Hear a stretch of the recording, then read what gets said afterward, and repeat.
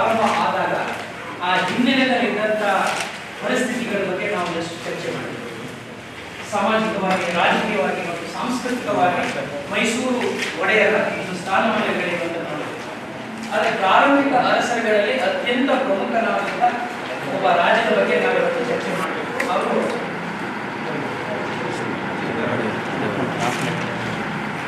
ಚಿಕ್ಕದೇವರಾಜ ಒಡೆಯರ್. ಚಿಕ್ಕದೇವರಾಜ ಒಡೆಯರು 1673ರಿಂದ 1704. ಚಿಕ್ಕದೇವರಾಜ ಒಡೆಯರ್ ಪ್ರಾರಂಭಿಕ ಮೈಸೂರಿನ ಅರಸರುಗಳ ಪೈಕಿ ಅತ್ಯಂತ ಪ್ರಬಲನಾದಂಥ ರಾಜ. ರಾಜ ಒಡೆಯರ್ ಹೇಗೆ ಆ ಸಂಸ್ಥಾನಕ್ಕೆ ಭದ್ರವಾದ ಬುನಾದಿಯನ್ನು ಹಾಕಿಕೊಡ್ತಾವ. ನಂತರದಲ್ಲಿ ಬಂದಂತ ರಾಜರುಗಳು ಎಕ್ಸೆಪ್ಟ್ ಕಂಠಿಗಲ್ ನರಸರಾಜ ಒಡೆಯರ್ ಬಿಟ್ಟರೆ ಅಂತಹ ದೊಡ್ಡ ಪ್ರಮಾಣದ ಸಾಧನೆಯಲ್ಲಿ ಮಾಡಲಿಲ್ಲ. ನಂತರ ಬಂದವನೇ ಈ ಒಂದು ಸಾಮ್ರಾಜ್ಯವನ್ನು ಕಟ್ಟಿದ ಮೇಲೆ ಆ ಸಾಮ್ರಾಜ್ಯವನ್ನ ಗಟ್ಟಿಯಾಗಿ ನೆಲೆಗೊಳಿಸಬೇಕಲ್ಲ, ಸ್ಟೆಬಿಲೈಸೇಷನ್ ಆಫ್ ದ ಎಂಪೈರ್.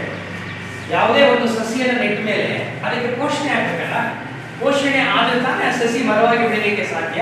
ಆ ಕೆಲಸವನ್ನ ಇಲ್ಲಿ ಚಿಕ್ಕದೇವರಾಜ ಒಡೆಯರ್ ಮಾಡಿದ್ದಾರೆ. That is why the period of Chikkadevaraja Odayar is very significant in the history of Karnataka and Mysore, because it is he who literally gave a beautiful structure for the Mysore kingdom. Mysuru ಸಂಸ್ಥಾನಕ್ಕೆ ಒಂದು ಅದ್ಭುತವಾದಂತ ಒಂದು structure ಅಂತ ಹೇಳ್ತೀವಲ್ಲ, ಆ structure ಆ ಒಂದು ಸೌಧ ಅಂತ ಹೇಳ್ತೀವಲ್ಲ, ಅದನ್ನ ಕಟ್ಕೊಟ್ಟರು ಚಿಕ್ಕದೇವರಾಜ ಒಡೆಯರ್. ಚಿಕ್ಕದೇವರಾಜ ಒಡೆಯರ್ ಅವರ ಪ್ರಾರಂಭಿಕ ದಿನಗಳು ನಾನು ಒಂದು ಕಡೆ ಓದ್ತಾ ಇದ್ದೆ, ನಮ್ಮ ಗುಂಡ್ಲುಪೇಟೆಯ ಅಂಗಳದಲ್ಲಿ ಅವರು ಬಾಲ್ಯವನ್ನು ಕಳೆದ್ರು ಅಂತಿದೆ. ಸೊ ನೋಡಿ, ಅದು ಚಾಮರಾಜನಗರಕ್ಕೂ ಏನೋ ಒಂದು ಕನೆಕ್ಷನ್ ಇದೆ. ತಮ್ಮ ಬಾಲ್ಯವನ್ನ ಈ ಅಂಗಳ ಗ್ರಾಮದಲ್ಲಿ ಕಳೆದಿದ್ದಾರೆ. ನಂತರದಲ್ಲಿ ಚಿಕ್ಕದೇವರಾಜ ಒಡೆಯರವರು ಹೇಗೆ ಪ್ರವರ್ಧಮಾನಕ್ಕೆ ಬಂದರು ತಮ್ಮ ಒಂದು ಇತಿಹಾಸದಲ್ಲಿ ಅಂತ ನೋಡ್ತಾ ಇರುವಾಗ, ಇದಕ್ಕಿಂತ ಮುಖ್ಯವಾಗಿ ನಾವು ಗಮನಿಸಬೇಕಾಗಿರೋದು what was the historical and political setting at the time. ಆ ಪೀರಿಯಡ್ನಲ್ಲಿ, ಆ ಸಂದರ್ಭದಲ್ಲಿ ರಾಜಕೀಯ ಚಿತ್ರಣ ಹೇಗಿತ್ತು, ಇಡೀ ಕರ್ನಾಟಕದ, ಇಡೀ ದಕ್ಷಿಣ ಭಾರತದ ಒಂದು ರಾಜಕೀಯ ಚಿತ್ರಣ ಹೇಗಿತ್ತು ಅಂತ ನೀವು ಮನಸ್ಸಿನಲ್ಲಿ ಒಂದು ಸ್ವಲ್ಪ ವಿಜುವಲೈಸ್ ಮಾಡ್ಕೋಬೇಕು, ಅಂದ್ರೆ ಕಲ್ಪಿಸಿಕೊಳ್ಳಬೇಕು. ಹೇಗೆ ಅಂತಂದ್ರೆ ನೋಡಿ, ಈಗಾಗಲೇ ನಿಮಗೆ ವಿಜಯನಗರ ಸಾಮ್ರಾಜ್ಯ ಅವನತಿ ಹೊಂದದ್ರಿಂದಾಗಿ ನಾವು ಇಲ್ಲಿ ಪ್ರವರ್ಧಮಾನಕ್ಕೆ ಬರ್ತಾ ಇದ್ದೀವಿ. ಯಾರು? ಮೈಸೂರಿನ ಒಡೆಯರುಗಳು. ಅವರ ಜೊತೆಗೆ ಪ್ರಬಲವಾಗಿ ಪೈಪೋಟಿಯನ್ನು ಕೊಟ್ಟುಕೊಂಡು ತಮ್ಮ ಅಸ್ತಿತ್ವಕ್ಕಾಗಿ ಹೋರಾಟವನ್ನು ಮಾಡ್ತಾ ಇದ್ದವರು ಕೆಳದಿಯ ನಾಯಕರು. ಕೆಳದಿಯ ನಾಯಕರು ಮತ್ತು ಮೈಸೂರಿನ ಒಡೆಯರು ಸಮಕಾಲೀನರು. ಕೆಳದಿ ಅಂತಂದ್ರೆ ಇಕ್ಕೇರಿ. ಇವತ್ತು ಇಕ್ಕೇರಿ ಎಲ್ಲಿ ಬರುತ್ತೆ ಹೇಳಿ? ನಿಮಗೆ ಶಿವಮೊಗ್ಗ ಗೊತ್ತಾ ಜಿಲ್ಲೆ? ಇವತ್ತಿನ ಶಿವಮೊಗ್ಗ ಕಲ್ಪಿಸ್ಕೊಡಿ. ಶಿವಮೊಗ್ಗ ಜಿಲ್ಲೆಯ ಆಸುಪಾಸು ಆ ಭಾಗದಲ್ಲಿ ಇಕ್ಕೇರಿ ಬರ್ತದೆ.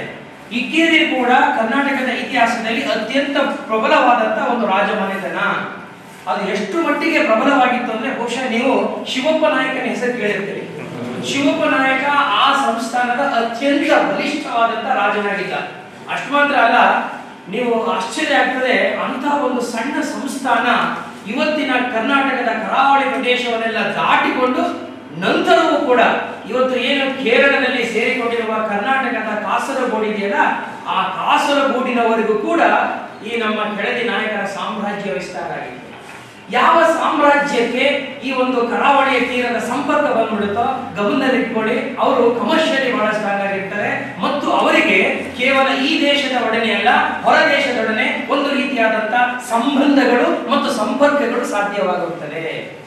This is very very important if you want to understand and appreciate the importance of this Keladi rulers. ಆ ಕಾರಣಕ್ಕಾಗಿ ನಾನು ಹೇಳ್ತಾ ಇದ್ದೀನಿ, ನೀವು ಬಹುಶಃ ಹಲವಾರು ಸಿನಿಮಾಗಳಲ್ಲಿ ನೋಡಿರಬೇಕು, ಈ ಕಾಸರಗೋಡಿನ ಒಂದು ದೊಡ್ಡ ಒಂದು ಕೋಟೆ ಇದೆ. ನಾನು ನಿಮ್ಗೆ ಯಾವುದು ಸಿನಿಮಾ ಹೇಳ್ಬೋದು ಅಂತಂದ್ರೆ, ನೀವು ಎ ಸಿನಿಮಾ ನೋಡಿದ್ದೀರಾ? ಅಲ್ಲಿ ದೊಡ್ಡ ಒಂದು ಕೋಟೆ ತೋರಿಸ್ತಾರೆ. ಆ ಕೋಟೆಯನ್ನು ಕೂಡ ಆ ಶಿವಪ್ಪ ನಾಯಕನ ಕಾಲದಲ್ಲಿ ಕಟ್ಟದಂತ ಕೋಟೆ. ನನಗೆ ಆಶ್ಚರ್ಯ ಆಗುತ್ತೆ, ನಾನು ಹೋಗಿದ್ದೀನಿ, ಅದನ್ನು ನೋಡಿದ್ದೇನೆ. ಅದ್ಭುತವಾದಂತ ರಮಣೀಯವಾದ ಜಾಗದಲ್ಲಿ ಅದಿದೆ. ಎಂತ ಅದ್ಭುತವಾದ ಕೋಟೆಯನ್ನು ಕಟ್ಟಿದ್ದಾರೆ ಅಂದ್ರೆ, ಯಾರೇ ಪೈಕಿಯರು ನಿಮ್ಗೆ ನೆನಪಿರಲಿ, ಈಗಾಗಲೇ ಈ ದೇಶದ ಒಳಗಡೆ ಪೋರ್ಚುಗೀಸ್ ಆಗಮನ ಆಗೋಗಿತ್ತು. You please try to connect, ಇದನ್ನು ಕನೆಕ್ಟ್ ಮಾಡ್ಕೋಬೇಕು. ಯಾಕೆ ಇಲ್ಲಿ ಕೋಟೆ ಕರಾವಳಿ ಪ್ರದೇಶದಲ್ಲಿ ಮುಖ್ಯವಾಗ್ತದೆ ಅಂತಂದ್ರೆ, ಸಮುದ್ರ ಮಾರ್ಗದ ಮೂಲಕ ಈ ದೇಶದ ಒಳಗಡೆ ಈಗಾಗಲೇ ಪೋರ್ಚುಗೀಸರ ಆಗಮನ ಆಗೋಗಿತ್ತು. 1498 ನೆನಪಿಟ್ಕೊಳ್ಳಿ, 1500 16ನೇ ಶತಮಾನದಲ್ಲಿ ಯುರೋಪಿಯನ್ನರ ಆಗಮನ ಆಯಿತು. ಯುರೋಪಿಯನ್ನರ ಆಗಮನ ಆಗಿದೆ ಅಂತಂದ್ರೆ ಮೊಟ್ಟ ಮೊದಲಿಗೆ ಈ ದೇಶದ ಒಳಗಡೆ ಕಾಲಿಟ್ಟವರು ಪೋರ್ಚುಗೀಸರು. ಹೌದಾ? ಆಮೇಲೆ ನೀವು ಯಾವತ್ತೂ ಗಮನದಲ್ಲಿ ಇಟ್ಕೋಬೇಕು, ಬರೀ ಇತಿಹಾಸದ ಘಟನೆಗೋಸ್ಕರ ಓದಬೇಡಿ. ಒಬ್ಬ ಪೋರ್ಚುಗೀಸು ಅಥವಾ ಒಬ್ಬ ಯುರೋಪಿಯನ್ ಈ ದೇಶದ ಒಳಗಡೆ ಆಗಮನ ಆಯಿತು ಅಂದ್ರೆ ಅದು ಕೇವಲ ಸೈನ್ಯದ ಆಕ್ರಮಣ ಆಗಿರುವುದಿಲ್ಲ, ಅದು ಕೇವಲ ವ್ಯಾಪಾರದ ವಹಿವಾಟು ಮಾತ್ರ ಆಗಿರುವುದಿಲ್ಲ. ಅವನ ಜೊತೆಯಲ್ಲಿ ಅವನ ಭಾಷೆ ಬರುತ್ತೆ, ಅವನ ವರ್ತನೆ ಬರುತ್ತೆ, ಅವನ ಸಂಸ್ಕೃತಿ ಬರುತ್ತೆ. ಇವೆಲ್ಲವೂ ಕೂಡ ಈ ದೇಶದ ಮೇಲೆ ನಮಗೆ ಗೊತ್ತಿಲ್ಲದ ಹಾಗೆ ಪರೋಕ್ಷವಾಗಿ ಆಕ್ರಮಣವನ್ನು ಮಾಡ್ತದೆ. If there is an attack of foreigners, it means it is an attack of culture. It means it is an attack of heritage. It is not only a political attack. It is not only a military attack. It is not only a commercial contact. ನಾನು ನಿಮ್ಮ ಊರಿಗೆ ಬರ್ತೀನಿ ಅಂದ್ರೆ ನಾನೇ ಬಂದ್ಬಿಡೋದಿಲ್ಲ. ನನ್ನ ವೇಷಭೂಷಣ ಬರುತ್ತೆ, ನನ್ನ ಭಾಷೆ ಬರುತ್ತೆ, ನನ್ನ ಸಂಸ್ಕೃತಿ ಬರುತ್ತೆ, ನನ್ನ ಎಲ್ಲ ವಿಚಾರಗಳು ಕೂಡ ನಿಮ್ಮೊಂದಿಗೆ ಬರುತ್ತೆ. ಅವೆಲ್ಲವೂ ಕೂಡ ಪರೋಕ್ಷವಾಗಿ ನಿಮ್ಮ ಮನಸ್ಸಿನ ಮೇಲೆ, ನಿಮ್ಮ ಆಲೋಚನೆಗಳ ಮೇಲೆ ಮತ್ತು ನಿಮ್ಮ ವ್ಯಕ್ತಿತ್ವದ ಮೇಲೆ ಪರಿಣಾಮವನ್ನು ಬೀರ್ತಾ ಇರ್ತದೆ. Most of the time we tend to forget this. ಇದನ್ನ ನಾವು ಮರೆಯೋ ಸ್ವಲ್ಪ ಕೆಲಸವನ್ನ ಮಾಡ್ತೀವಿ. ಇರ್ಲಿ. ಸೊ ಆ ಕಡೆ ಯುರೋಪಿಯನ್ ಆಗಮನ ಆಗಿದೆ ಅಂದ್ರೆ ಕೆಳದಿಯವರು ಅಲ್ಲಿವರೆಗೂ ವಿಸ್ತಾರ ಮಾಡ್ಕೊಂಡಿದ್ದಾರೆ. ಈ ದಕ್ಷಿಣ ಭಾರತಕ್ಕೆ ಬರಬೇಕು. ಇಲ್ಲಿ ಇವರಿಗೆ ಪೈಪೋಟಿನ ಕೊಡ್ತಿರೋರು ಮೈಸೂರಿನ ಒಡೆಯರು. ಮೈಸೂರಿನ ದಕ್ಷಿಣ ಭಾಗದಲ್ಲಿ ಇವರು ಗಟ್ಟಿಯಾಗಿ ಕೂತ್ಬಿಟ್ಟಿದ್ದಾರೆ. This is what. ಇನ್ನೊಂದು ನಿಮಗೆ ಚೆನ್ನಾಗಿ ಗೊತ್ತಿದೆ, ಈಗಾಗಲೇ ಇಡೀ ದೇಶವನ್ನ ತಮ್ಮ ಕೈಯಲ್ಲಿ ತಗೋಬೇಕು, ಇಡೀ ದೇಶವನ್ನ ಒಂದು ರೀತಿಯಾಗಿ ರಾಜಕೀಯವಾಗಿ ಸಾರ್ವಭೌಮತ್ವವನ್ನು ಎಸ್ಟಾಬ್ಲಿಷ್ ಮಾಡಬೇಕು ಅಂತ ಇದೇ ಸಂದರ್ಭದಲ್ಲಿ ದೆಹಲಿಯಿಂದ ತಮ್ಮ ರಾಜ್ಯಭಾರವನ್ನು ಮಾಡ್ತಾ ಇದ್ದವರು ಮೊಘಲರು. ಹೌದಾ? ಮೊಘಲರಲ್ಲಿ ಈ ಕಾಲಕ್ಕೆ ಅತ್ಯಂತ ಪ್ರಸಿದ್ಧನಾಗಿದ್ದಂತ ಸುಲ್ತಾನ್ ಯಾರು? ಔರಂಗಜೇಬ ಅಲ್ವಾ? ಔರಂಗಜೇಬನಿಗೆ ಕನೆಕ್ಟ್ ಮಾಡಿಬಿಡ್ತೀನಿ ನಿಮಗೆ. 1526 16ನೇ ಶತಮಾನದಲ್ಲಿ ಈ ದೇಶದ ರಾಜಕೀಯ ಇತಿಹಾಸದಲ್ಲಿ ಮತ್ತು ಈ ದೇಶದ ಸಾಂಸ್ಕೃತಿಕ ಇತಿಹಾಸದಲ್ಲಿ ಒಂದು ಬಹಳ ದೊಡ್ಡ ಘಟನೆ ಆಯಿತು. ಅದರ ಮೊದಲನೇ ಪಾಣಿಪತ್ ಕದನ. ಅಲ್ಲಿಂದ ನಿಮಗೆ ಈ ಮುಸ್ಲಿಮರ ನಿಜವಾದಂತ ಇಂಡಿಯನ್ ಆಕ್ರಮಣ ಆಗಿದ್ರೂ ಕೂಡ ಒಂದು ರಾಜಮನೆತನವಾಗಿ ಇವರೆಲ್ಲರೂ ಸೆಂಟ್ರಲ್ ಏಷ್ಯಾ, ಮಧ್ಯ ಏಷ್ಯಾದಿಂದ ಬರ್ತಾರೆ. ಬಂದು ಇಲ್ಲಿ ರಾಜಮನೆತನವನ್ನು ಸ್ಥಾಪನೆ ಮಾಡ್ತಾರೆ. ಬಾಬರ್ ಆಗುತ್ತೆ, ಹುಮಾಯೂನ್ ಆಗುತ್ತೆ, ನಂತರ ಅಕ್ಬರ್ ಆಗ್ತಾನೆ, ನಂತರ ಜಹಾಂಗೀರ್ ಆಗ್ತಾನೆ, ಆಮೇಲೆ ಶಹಜಾನ್. ಆ ಶಹಜಾನ್ ಮಗನೇ ಔರಂಗಜೇಬ. ಈ ಔರಂಗಜೇಬನಿಗೆ ದಕ್ಷಿಣದ ಬಗ್ಗೆ ಬಹಳ ಒಲವಿತ್ತು. ಯಾಕೆ ಒಲವಿತ್ತು ಅಂದ್ರೆ ಜಹಾಂಗೀರ್ ಅವರಿಗೆ ದಕ್ಕನ್ ಪ್ರದೇಶ ಅಂತ ಕರಿತಾ ಇದ್ದಾರೆ. ಈಗ ನಾವು ದಕ್ಷಿಣ ಅಂತ ಕರಿತೀವಲ್ವಾ, ವಿಂಧ್ಯ ಪರ್ವತದಿಂದ ಕೆಳಗಡೆ ಇರೋದನ್ನ ಅನ್ಕೊಳ್ಳಿ, ಮಹಾರಾಷ್ಟ್ರ ಅಂತ ಅನ್ಕೊಳ್ಳಿ. ನರ್ಮದಾ ನದಿ ಮತ್ತು ವಿಂಧ್ಯ ಪರ್ವತ ಅದು ಡಿವೈಡ್ ಮಾಡುತ್ತೆ. ಅದನ್ನ ನೀವು ಚೆನ್ನಾಗಿ ಗೊತ್ತಾಗುತ್ತೆ, ಉತ್ತರ ಭಾರತ ದಕ್ಷಿಣ ಭಾರತ ಅಂತ. ಆದ್ರೆ ನಾವು ಈಗ ಮಹಾರಾಷ್ಟ್ರನ ಉತ್ತರಕ್ಕೆ ಸೇರಿಸಿದೀವಿ, ಗೋವಾನ ಉತ್ತರಕ್ಕೆ ಸೇರಿಸ್ಬಿಟ್ಟಿದೀವಿ. ಅದೆಲ್ಲವೂ ಕೂಡ ವಿಂಧ್ಯ ಪರ್ವತದಿಂದ ಈ ಕಡೆಗೆ ಬರ್ತದೆ. ಸೊ ವಿಂಧ್ಯ ಪರ್ವತದ ಕೆಳಭಾಗದಲ್ಲಿ ಇರತಕ್ಕಂಥ ನರ್ಮದಾ ನದಿಯ ಈ ಭಾಗದಲ್ಲಿ ಇರತಕ್ಕಂಥ ಇಡೀ ದಕ್ಷಿಣ ಪ್ರದೇಶಕ್ಕೆ ಆತ ಅವರ ಅಪ್ಪನ ಕಾಲದಲ್ಲಿ ಗವರ್ನರ್ ಆಗಿರ್ತಾನೆ. When Shah Jahan was the Sultan of Delhi, ದೆಹಲಿಯ ಅರಸನಾಗಿದ್ದಾಗ, ಸುಲ್ತಾನ್ ಆಗಿದ್ದಾಗ ಅವನ ಮಗ ಈ ಔರಂಗಜೇಬ ದಕ್ಕನ್ ಪ್ರಾಂತ್ಯದ ಗವರ್ನರ್ ಆಗಿರ್ತಾನೆ. ಆ ಕಾರಣಕ್ಕಾಗಿ ಇವನಿಗೆ ದಕ್ಕನ್ ಬಗ್ಗೆ ವಿಶೇಷವಾದಂತ ಒಂದು ಒಲವಿರ್ತದೆ. ಮತ್ತೆ ಇವನಿಗೆ ದಕ್ಕನ್ ರಾಜಕೀಯ ಚೆನ್ನಾಗಿ ಗೊತ್ತಿರ್ತದೆ. ದಕ್ಕನಿನಲ್ಲಿ ಈಗಾಗಲೇ ಇದ್ದವನು ಅವನೇ ಸುಲ್ತಾನ್ ಆದಾಗ ಸಹಜವಾಗಿ ಆ ಪ್ರದೇಶದ ಮೇಲೆ ತನ್ನ ತಾಕತ್ತನ್ನು ತೋರಿಸಬೇಕು, ತನ್ನ ಸಾಮ್ರಾಜ್ಯವನ್ನು ವಿಸ್ತಾರ ಮಾಡಬೇಕು ಅನ್ನೋದು ಇದ್ದೇ ಇರುತ್ತಲ್ವ. ಬಿಕಾಸ್ ನಾನು ಅಲ್ಲೇ ಇದ್ದಲ್ಲ ಯಾವಾಗ ಗವರ್ನರ್ ಆಗಿ. Now I am the Sultan. When I am the Sultan, definitely I have got interest to acquire all of the provinces in the south. ಇದು ನೀವು ಈ ಒಂದು ರಾಜಕೀಯ ಚಿತ್ರಣ ನಿಮ್ಮ ಗಮನದಲ್ಲಿ ಇರಬೇಕು. ಇನ್ನು ನಾನು ದೇವರಾಜ್ ಚಿಕ್ಕದೇವರಾಜ್ ಅವರಿಗೆ ಬರ್ತಾ ಇಲ್ಲ, ಹೇಗೆ ಇಡೀ ರಾಜಕೀಯ ಚಿತ್ರಣ ಸುತ್ತಮುತ್ತ ಇದೇನ ನಾನು ನಿಮಗೆ ಕಟ್ಕೊಡ್ತಾ ಇದ್ದೀನಿ. ಇದ್ರ ಮಧ್ಯದಲ್ಲಿ ಇದೇ ಮೊಘಲರ ವಿರುದ್ಧವಾಗಿ ಸೆಟೆದು ನಿಂತು ತಮ್ಮ ಅಸ್ತಿತ್ವಕ್ಕಾಗಿ ನಿರಂತರವಾಗಿ ಹೋರಾಟವನ್ನು ಮಾಡ್ತಾ ಇದ್ದಂತ ದಕ್ಷಿಣ ಭಾರತದ ಮತ್ತೊಂದು ಮನೆತನವೇ ಮರಾಠ ಮನೆತನ. ಗೊತ್ತಾ? ನೋಡಿ, ಇಲ್ಲಿ ಕೆಳದಿಗಳಿದ್ದಾರೆ, ಇಲ್ಲಿ ಮೊಘಲರು ಅಂತ. ಇದು ಮೊಘಲರು ತಗೊಳ್ಳಿ, ಔರಂಗಜೇಬ್ ಬರ್ತಾನೆ, ಮರಾಠ ಇದ್ದಾರೆ, ಇಲ್ಲಿ ಮೈಸೂರು ಇದೆ. ಆಮೇಲೆ ಈ ಭಾಗಕ್ಕೆ ಬಂದ್ರೆ ನಿಮಗೆ ಇಲ್ಲಿ ನಿಮಗೆ ನೆಕ್ಸ್ಟ್ ಊರು ಬರ್ತಾರೆ ಬಹಮನಿಗಳು. ಇವರೆಲ್ಲರೂ ಇವ್ರ ಜೊತೆ ಲಿಂಕ್ ಆಗ್ತಾರೆ. This was the condition. ಇಲ್ಲಿ ಕೆಳಗೆ ಮರಾಠರು ಏನಪ್ಪಾ ಅಂತಂದ್ರೆ, ಮರಾಠರು ಅವರು ತಮ್ಮ ರಾಜಕೀಯ ಚರಿತ್ರೆಯನ್ನು ಶುರು ಮಾಡಿದ್ದೆ ಮುಸಲ್ಮಾನ ರಾಜ್ಯಗಳನ್ನ ವಿರೋಧಿಸಿಕೊಂಡು, ಅದನ್ನೂ ವಿಶೇಷವಾಗಿ ಮೊಘಲರ ಆಳ್ವಿಕೆಯನ್ನು ವಿರೋಧಿಸಿಕೊಂಡು ಬಂದವರು. ಇದೇ ಸಂದರ್ಭದಲ್ಲಿ ಮರಾಠನಲ್ಲಿ ಅತ್ಯಂತ ಪ್ರಮುಖವಾಗಿ ನಾಯಕನಾಗಿ ಹೊರಹೊಮ್ಮಿದವನು ಛತ್ರಪತಿ ಶಿವಾಜಿ.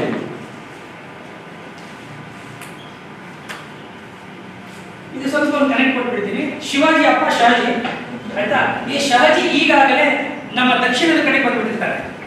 ಕರ್ನಾಟಕದ ದಕ್ಷಿಣ ಕಡೆಗೆ ಬಂದು ಬೆಂಗಳೂರಿಗೂ ಬಂದು ಬೆಂಗಳೂರಿನ ತಂಜಾವೂರವರೆಗೆ ತನ್ನ ಒಂದು ಅವರ ಒಂದು ದಾಳಿಗಳನ್ನು ಮುಂದುವರಿಸ್ತಾ ಇರ್ತಾರೆ. ಯಾಕೆ ಅಂತಂದ್ರೆ ಅವರಿಗೆ ಈ ಮಹಾರಾಷ್ಟ್ರದ ಬಗ್ಗೆ ನೀವೊಂದು ಗಮನ ಇಟ್ಕೋಬೇಕು. ಮಹಾರಾಷ್ಟ್ರ ಗುಡ್ಡಗಾಡಿನ ಪ್ರದೇಶದಿಂದ ಕೂಡಿದಂತ ಪ್ರದೇಶದಲ್ಲಿ ಇವರೆಲ್ಲ ಅಸ್ತಿತ್ವಕ್ಕೆ ಬರ್ತಾರೆ, ಪ್ರವರ್ಧಮಾನಕ್ಕೆ ಬರ್ತಾರೆ.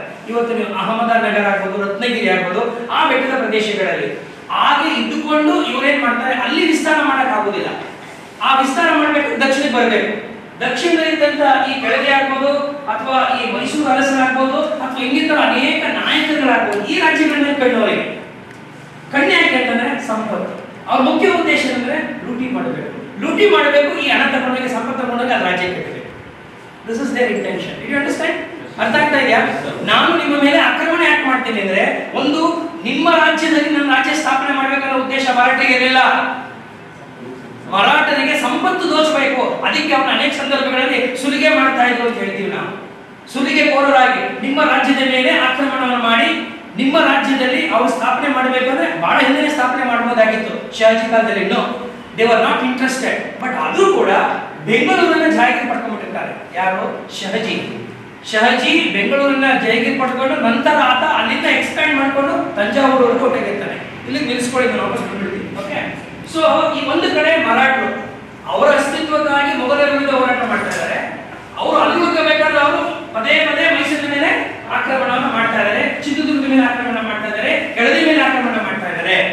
ಇವೆಲ್ಲರ ಜೊತೆಯಲ್ಲಿ ಇನ್ನೊಬ್ರು ಹುಟ್ಟುಕೊಳ್ತಾರೆ, ಅವರು ಈ ಬಾಬರಿ ಸುಲ್ತಾನ್. ಇವರು ಕೂಡ ನಿಮ್ಗೆಲ್ಲ ಗೊತ್ತು, ಪ್ರಾರಂಭದಿಂದಲೂ ಕೂಡ ವಿಜಯನಗರದ ಅರಸರೊಂದಿಗೆ ಪೈಪೋಟಿನ ಮಾಡ್ಕೊಂಡು ಬಂದವರು. ವಿಜಯನಗರ ಸಾಮ್ರಾಜ್ಯ ಪತನವಾಗ್ತಾ ಇದ್ದಾಗೆ 5 ವಿಭಾಗಗಳಾಗಿ 5 ವಂಶಗಳಾಗಿ ಆಚೆ ಬಂದವರು ಇವರೆಲ್ಲರೂ. ಹೌದಾ? ಬಿಜಾಪುರದ ಆದಿಲ್ಶಾಹಿಗಳಾಗ್ಬೋದು, ಅಹಮದ್ ನಗರದವರಾಗ್ಬೋದು, ಗೋಲ್ಕೊಂಡದ ಕುತುಬ್ಶಾಹಿಗಳಾಗ್ಬೋದು, ಬೀದರ್ನ ಬಾದಿಶಾಹಿಗಳಾಗಿರ್ಬೋದು, ಈ ತರ ಬೇರೆ ಬೇರೆ ಶಾಹಿ ವಂಶಸ್ಥರು ಕೂಡ ಅಲ್ಲಿ ಕಾಯ್ಕೊಂಡಿದ್ದಾರೆ. ಗೋಲ್ಕೊಂಡ ಅಂದ್ರೆ ಇವತ್ತು ನಿಮಗೆ ಹೈದರಾಬಾದ್ ಇದೆಯಲ್ಲ, ಹೈದರಾಬಾದ್ ಸೇರಿದಂಗೆ ಗೋಲ್ಕೊಂಡ ಬರ್ತದೆ. ಬೀದರ್ ನಮ್ಮ ಬೀದರ್, ಆಗ ಬಾದಿಶಾಹಿಗಳಿದ್ರು. ಬಿಜಾಪುರ ನಿಮ್ಗೆಲ್ಲ ಗೊತ್ತು, ನಮ್ಮ ವಿಜಯಪುರ, ಇವತ್ತು ವಿಜಯಪುರ, ಅಲ್ಲಿ ಆದಿಲ್ಶಾಹಿಗಳಿದ್ರು. ಸೊ ಈ ಭಾಗದಲ್ಲಿರುವ ಇವರೆಲ್ಲರಿಗೂ ಈ ಮುಸಲ್ಮಾನ ಸುಲ್ತಾನರುಗಳಿಗೆ ಅವರವರಲ್ಲೇ ಕಚ್ಚಾಟಗಳಿತ್ತು, ಅವರವರಲ್ಲೇ ದ್ವೇಷ ಇತ್ತು ಮತ್ತು ಕಚ್ಚಾಟಗಳಿತ್ತು. ಮತ್ತು ಈ ಭಾಗದಲ್ಲಿ ನಾನು ಏನಾದ್ರು ಒಳಗಡೆ ಬರಬೇಕು ಅಂದ್ರೆ, ನಾನು ಮೊಘಲರಾಗಿ ಒಳಗಡೆ ಬರಬೇಕು ಅಂದ್ರೆ, ನಾನು ಇವರಲ್ಲಿ ಒಬ್ಬರಿಂದ ಒಬ್ಬರಿಗೆ ಎತ್ಕಟ್ಟು ಒಳಗಡೆ ಬರಬೇಕು ನಾನು.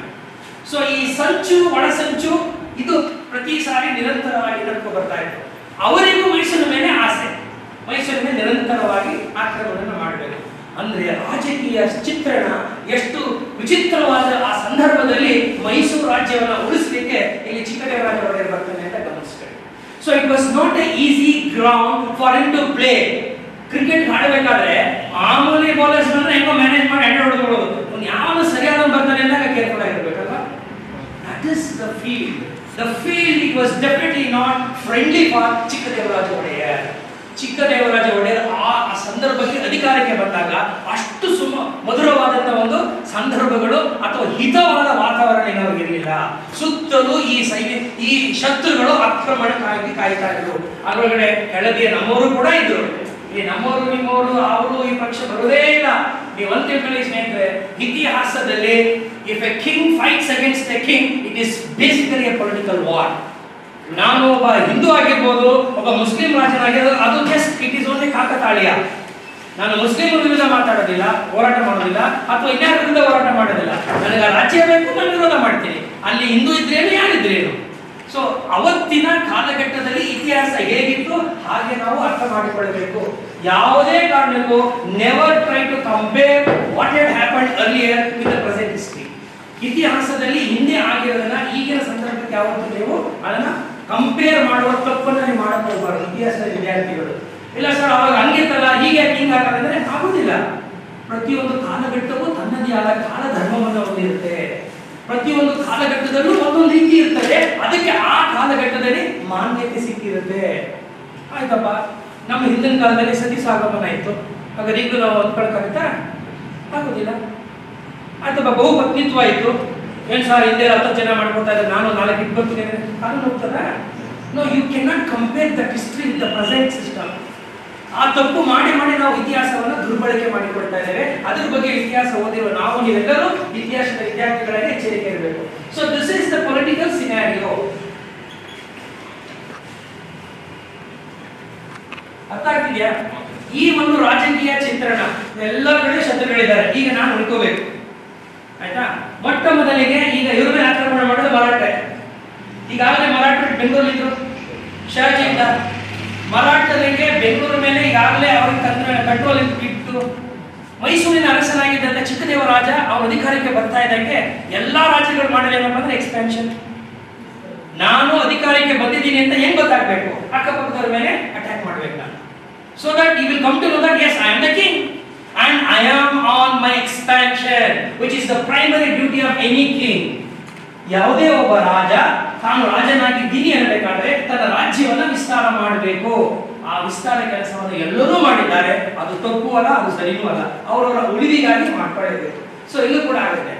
ಈ ಸಂದರ್ಭದಲ್ಲಿ ಆಗುವಾಗ ಈಗಾಗಲೇ ಮರಾಠರ ಏನೊಂದು ಎಲ್ಲ ಸೇರ್ಕೊಂಡಿದ್ರು ಇವರುಗಳು 1677 ಸಮಯಕ್ಕೆ ಮರಾಠ ಜೊತೆಯಲ್ಲಿ ಇವ್ರಿಗೆ ಯಾರೋ ಮೈಸೂರಿನ ಅರಸರಿಗೆ ಯುದ್ಧ ಆಗುತ್ತೆ ಅಂತ ಹೇಳ್ತಾರೆ. ಅಪ್ರತಿಮ ವೀರ ಅಂತಕ್ಕಂಥ ಚರಿತೆ, ಅಪ್ರತಿಮ ವೀರ ಚರಿತೆ ಅಂತ ಹೇಳಿ ನಮ್ಮ ಈ ಚಿಕ್ಕದೇವರಾಜ ಒಡೆಯರ ಕಾಲದಲ್ಲಿ ಬರ್ತಕ್ಕಂಥ ಒಂದು ಕೃತಿ. ಈ ಅಪ್ರತಿಮ ವೀರ ಚರಿತ್ರೆಯಲ್ಲಿ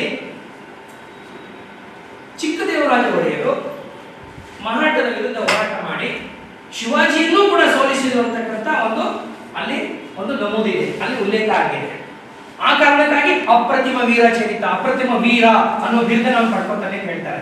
ಆದರೆ ಶಿವಾಜಿ ನಿಜವಾಗ್ಲೂ ಚಿಕ್ಕದೇವರಾಜ ಒಡೆಯರ ಜೊತೆ ಯುದ್ಧ ಮಾಡಿದನೇ ಇಲ್ಲವೇ ಅನ್ನೋದ್ರ ಬಗ್ಗೆ ಯಾವುದೇ ವಿದೇಶಿಯರ ಗ್ರಂಥಗಳಾಗಲಿ ಅಥವಾ ಮಹಾರಾಷ್ಟ್ರೀಯರು ಬರೆದಿರ್ತಕ್ಕಂಥ ಇತಿಹಾಸದ ಗ್ರಂಥಗಳಾಗಲಿ ಯಾವುದೇ ರೀತಿ ಉಲ್ಲೇಖ ಇಲ್ಲ. ಪ್ರಾಯಶಃ ಪ್ರೊಫೆಸರ್ ಎಂ.ಎಚ್. ಕೃಷ್ಣ ಅವರು ಕೂಡ ಒಂದು ಕಡೆ ಅಭಿಪ್ರಾಯ ಪಡ್ತಾರೆ, ಮೋಸ್ಟ್ಲಿ ನೇರವಾಗಿ ಶಿವಾಜಿ ಚಿಕ್ಕದೇವರಾಜ ಒಡೆಯರ ಜೊತೆ ಯುದ್ಧ ಮಾಡಿರ್ಲಿಕ್ಕಿಲ್ಲ ಅಂತ ಅವರು ಕೂಡ ಅಭಿಪ್ರಾಯ ಪಡ್ತಾರೆ. ಆದ್ರೆ ಮರಾಠರಿಗೆ ಅವ್ರು ಯುದ್ಧ ಮಾಡಿರಲಿಲ್ಲ ಗೊತ್ತಾ, ಮರಾಠ ಸೈನ್ಯ ಮಾತ್ರ ಕರ್ನಾಟಕದ ಮೇಲೆ ಆಕ್ರಮಣ ಮಾಡಿದ್ದು ನಿಜ. ಆ ಆಕ್ರಮಣ ಮಾಡಿದಾಗ ಮೊದಲನೇ ಸಾರಿಗೆ ಅದನ್ನು ಹಿಮ್ಮೆಟ್ಟಿಸ್ತಾರೆ. ಹಿಮ್ಮೆಟ್ಟಿಸುವಾಗ ಅವರು ಸಾಮಾನ್ಯವಾಗಿ ಮರಾಠರು ಬರಬೇಕಾದ್ರೆ ನಮ್ಮ ಇವತ್ತಿನ ಏನು ತುಮಕೂರು ಅಂತಿದೆಯಲ್ಲ, ಸಿರಾ ಮತ್ತು ತುಮಕೂರು ಆ ಭಾಗದಿಂದನೇ ಅಟ್ಯಾಕ್ ಮಾಡಬೇಕು.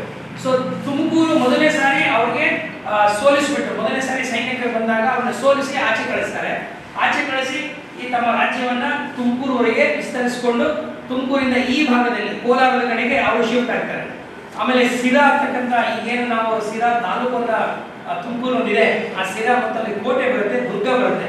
ಆ ಸಿರಾ ಕೋಟೆ ದುರ್ಗಗಳನ್ನೆಲ್ಲ ಇವರು ಆಕ್ರಮಿಸಿಕೊಳ್ಳೋ ಪ್ರಯತ್ನ ಮಾಡಿದಾಗ ಮೈಸೂರು ಸೈನ್ಯ ಬಹಳ ಜೋರಾಗಿ ಹಿಮ್ಮೆಟ್ಟಿಸ್ತಾರೆ. ಸೊ ಇವೆಲ್ಲ ಕಾರಣಗಳಿದ್ದರಿಂದ ಚಿಕ್ಕದೇವರಾಜ ಒಡೆಯರು ತನ್ನ ಸೈನ್ಯವನ್ನ ಚೆನ್ನಾಗಿ ಭದ್ರಪಡಿಸಿಕೊಳ್ಳೋ ಕೆಲಸವನ್ನು ಮಾಡ್ತಾರೆ. ಆ ಸಂದರ್ಭಕ್ಕೆ ಅವರಿಗೆ ಸಹಾಯಕ್ಕೆ ನಿಂತವರು ಇಬ್ಬರು ದಂಡನಾಯಕರುಗಳು, ಒಬ್ಬರು ಕುಮಾರಯ್ಯ ಅಂತೇಳಿ, ಇನ್ನೊಬ್ಬ ದೊಡ್ಡಯ್ಯ ಅಂತೇಳಿ. ಈ ಕುಮಾರಯ್ಯ ಮತ್ತು ದೊಡ್ಡಯ್ಯ ಅಂತಕ್ಕಂಥ ಸೇನಾಧಿಪತಿಗಳು. ಈಗಾಗಲೇ ದಳವಾಯಿ ಪದ್ಧತಿ ಬಂದ್ಬಿಟ್ಟಿದೆ, ರಾಜ ಒಡೆಯರ ಕಾಲದಲ್ಲಿ ಬಂದ್ಬಿಡ್ತು. ದಳವಾಯಿಗಳು ಸಾಕಷ್ಟು ಪ್ರಾಮುಖ್ಯತೆಯನ್ನು ಪಡ್ಕೊಳ್ಳೋಕೆ ಶುರು ಮಾಡಿದ್ರು. ಈ ಕುಮಾರಯ್ಯ ಮತ್ತು ದೊಡ್ಡಯ್ಯ ಅಂತಕ್ಕಂಥವರ ನೇತೃತ್ವದಲ್ಲಿ ಈ ಸೈನ್ಯವನ್ನು ಬಲವಾಗಿ ಕಟ್ತಾನೆ, ನಿರಂತರವಾಗಿ ಟ್ರೈನಿಂಗ್ ಅನ್ನು ಕೊಡ್ತಾನೆ. ಯಾಕೆಂದ್ರೆ ಸುತ್ತಲೂ ಈ ಶತ್ರುಗಳು ಇರೋದ್ರಿಂದ ಇದು ಬಹಳ ಅನಿವಾರ್ಯ ಕೂಡ ಆಗಿರ್ತದೆ. ಸೊ ತುಮಕೂರು, ಹೊಸಕೋಟೆ ಮತ್ತು ಸೇಲಂ ನಂತರ ನೀವು ನೋಡಿ ಈ ಯಾರು ನಮ್ಮ ಮರಾಠಿಗರ ಎಲ್ಲಿವರೆಗೆ ಕಳ್ಕೊಂಡು ಹೋಗ್ತಾರೆ ಅಂದ್ರೆ ಆಂಧ್ರ ಪ್ರದೇಶದ ಅನಂತಪುರದವರೆಗೆ ಮತ್ತು ದಕ್ಷಿಣ ಭಾರತದ ಅಂದ್ರೆ ನಮ್ಮ ಹೊಸೂರಿನ ದಾಟಿಕೊಂಡು ಇವತ್ತು ಕೊಯಂಬತ್ತೂರು ಸೇಲಂ ಅಂತಿದೆಯಲ್ಲ ಅಲ್ಲಿವರೆಗೂ ಕೂಡ ಮರಾಠನ ಆಚೆಗೆ ತರುತ್ತಾರೆ. ಆದರೂ ಕೂಡ ಇಲ್ಲಿ ಯಾವ ರೀತಿಯಾಗಿ ಮರಾಠನ ಸಂಪೂರ್ಣವಾಗಿ ಬೆಂಗಳೂರನ್ನ ತನ್ನ ಕಬ್ಜಕ್ಕೆ ತಗೊಳ್ಳೋಕ್ಕಾಗೋದಿಲ್ಲ. ಚಿಕ್ಕದೇವರಾಜ ಒಡೆಯರು ಇಲ್ಲಿಂದ ಶ್ರೀರಂಗಪಟ್ಟಣದಿಂದ ಹೋಗ್ತಾರೆ, ಕೆಂಗೇರಿವರೆಗೆ ಹೋಗ್ತಾರೆ. ಕೆಂಗೇರಿ ಅವ್ರ ಕಂಟ್ರೋಲ್ ಇಲ್ಲ. ಈ ಕಡೆ ಬೆಳೆಸ್ಕೊ ಬರ್ತಾರೆ ಚಿಕ್ಕನಾಯಕನಹಳ್ಳಿ, ತುಮಕೂರು ಅವ್ರ ಕಂಟ್ರೋಲ್ ಇಲ್ಲ, ಚಿಕ್ಕನಾಯಕನಹಳ್ಳಿ ಅವ್ರ ಕಂಟ್ರೋಲ್ ಇರ್ತದೆ.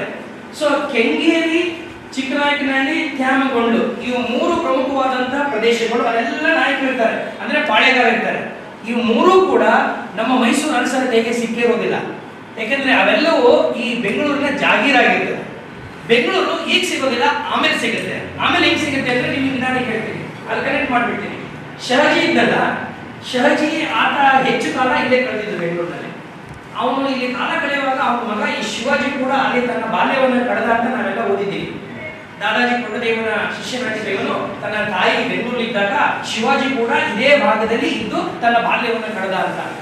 ಆದ್ರೆ ಶಿವಾಜಿಗೆ ಈ ಕರ್ನಾಟಕದ ಬಗ್ಗೆ ವಿಶೇಷವಾದ ಆಸಕ್ತಿ ಇರಲಿಲ್ಲ.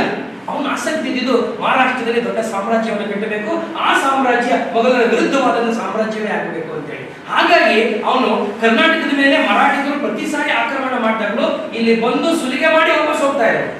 ಮತ್ತೆ ಇದು ಮಹಾರಾಷ್ಟ್ರದಲ್ಲಿ ಇವ್ರು ಹೆಂಗೆ ಸರ್ವೈವ್ ಆಗ್ತಾ ಇದ್ರು?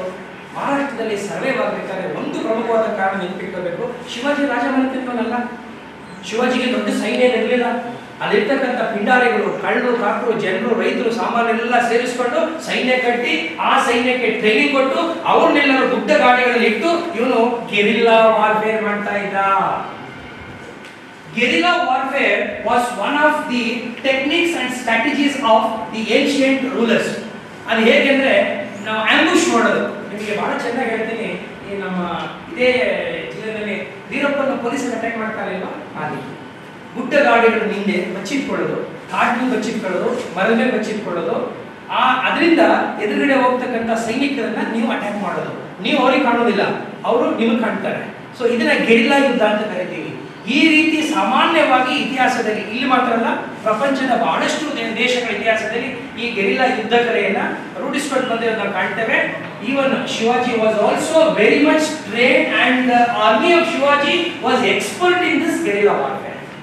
ಆ ಕಾರಣಕ್ಕಾಗಿ ಅವರು ಅನೇಕ ಸಂದರ್ಭಗಳಲ್ಲಿ ಮೊಘಲರಿಗೆ ಚಳ್ಳೇಟಿಸಲಿಕ್ಕೆ ಸಾಧ್ಯ ಆಗಿದ್ದು, ಅವನೊಂದು ರಾಜ್ಯವನ್ನು ಕಟ್ಟಲಿಕ್ಕೆ ಅಲ್ಲಿ ಸಾಧ್ಯ ಆಗಿತ್ತು. ರಾಯಗಢ ಅಂತ ನಾವೇನು ಕರಿತೀವಿ, ರಾಯಗಢಲ್ಲಿ ಅವನು ಸಾಧ್ಯ ಕಟ್ಟಲಿಕ್ಕೆ ಆಗಿತ್ತು. ಸೊ ಶಿವಾಜಿ ಇಲ್ಲಿದ್ರು ಕೂಡ ಅನೇಕ ಸಾರಿ ಆ ಸೈನಿಕರು ನಮ್ಮ ರಾಜ್ಯದ ಮೇಲೆ ಆಳ್ವಿಕೆ ಮಾಡಿದ್ರು ಕೂಡ ಕರ್ನಾಟಕದ ಮೇಲೆ ಅವರಿಗೆ ಮೋಹ ಇರಲಿಲ್ಲ, ವ್ಯಾಮೋಹ ಇರಲಿಲ್ಲ. ಆದರೆ ಅವನಿಗೆ ಅವರ ಅಪ್ಪ ಏನು ಮಾಡಿದ್ರೆ ಅಂತ ಗೊತ್ತಿತ್ತು. ಶಹಜಿ ಆದ್ಮೇಲೆ ಅವನ ಇನ್ನೊಬ್ಬ ಮಗ ಶಿವಾಜಿಯ ತಮ್ಮ ಏಕೋಜಿ ಅಂತ ಇರ್ತಾರೆ. ಈ Ekoji was very much interested in Karnataka. Ekoji ಅವ್ರ ಅಪ್ಪನಿಂದ ಪಡ್ಕೊಂಡಿರ್ತಾರಲ್ಲ ಈ ಬೆಂಗಳೂರು ಮತ್ತು ಸುತ್ತಮುತ್ತಲ ಈ ಜಾಗಿರಿಲ್ಲ, ಅದ್ರ ಪಾಲು ಕೊಡೋದು ಶಿವಾಜಿ ಕೇಳ್ತಾನೆ, ಅವನು ಕೊಡೋದಿಲ್ಲ. ಕೊಡದೆ ಹೋದಾಗ ಇವನು ಅಟ್ಯಾಕ್ ಮಾಡ್ತಾನೆ, ಕ್ವೈಟ್ ನ್ಯಾಚುರಲ್. ಅಟ್ಯಾಕ್ ಮಾಡಿ ಕಿತ್ಕೊಳ್ಳೋ ಪ್ರಯತ್ನವನ್ನು ಕೂಡ ಮಾಡ್ತಾನೆ.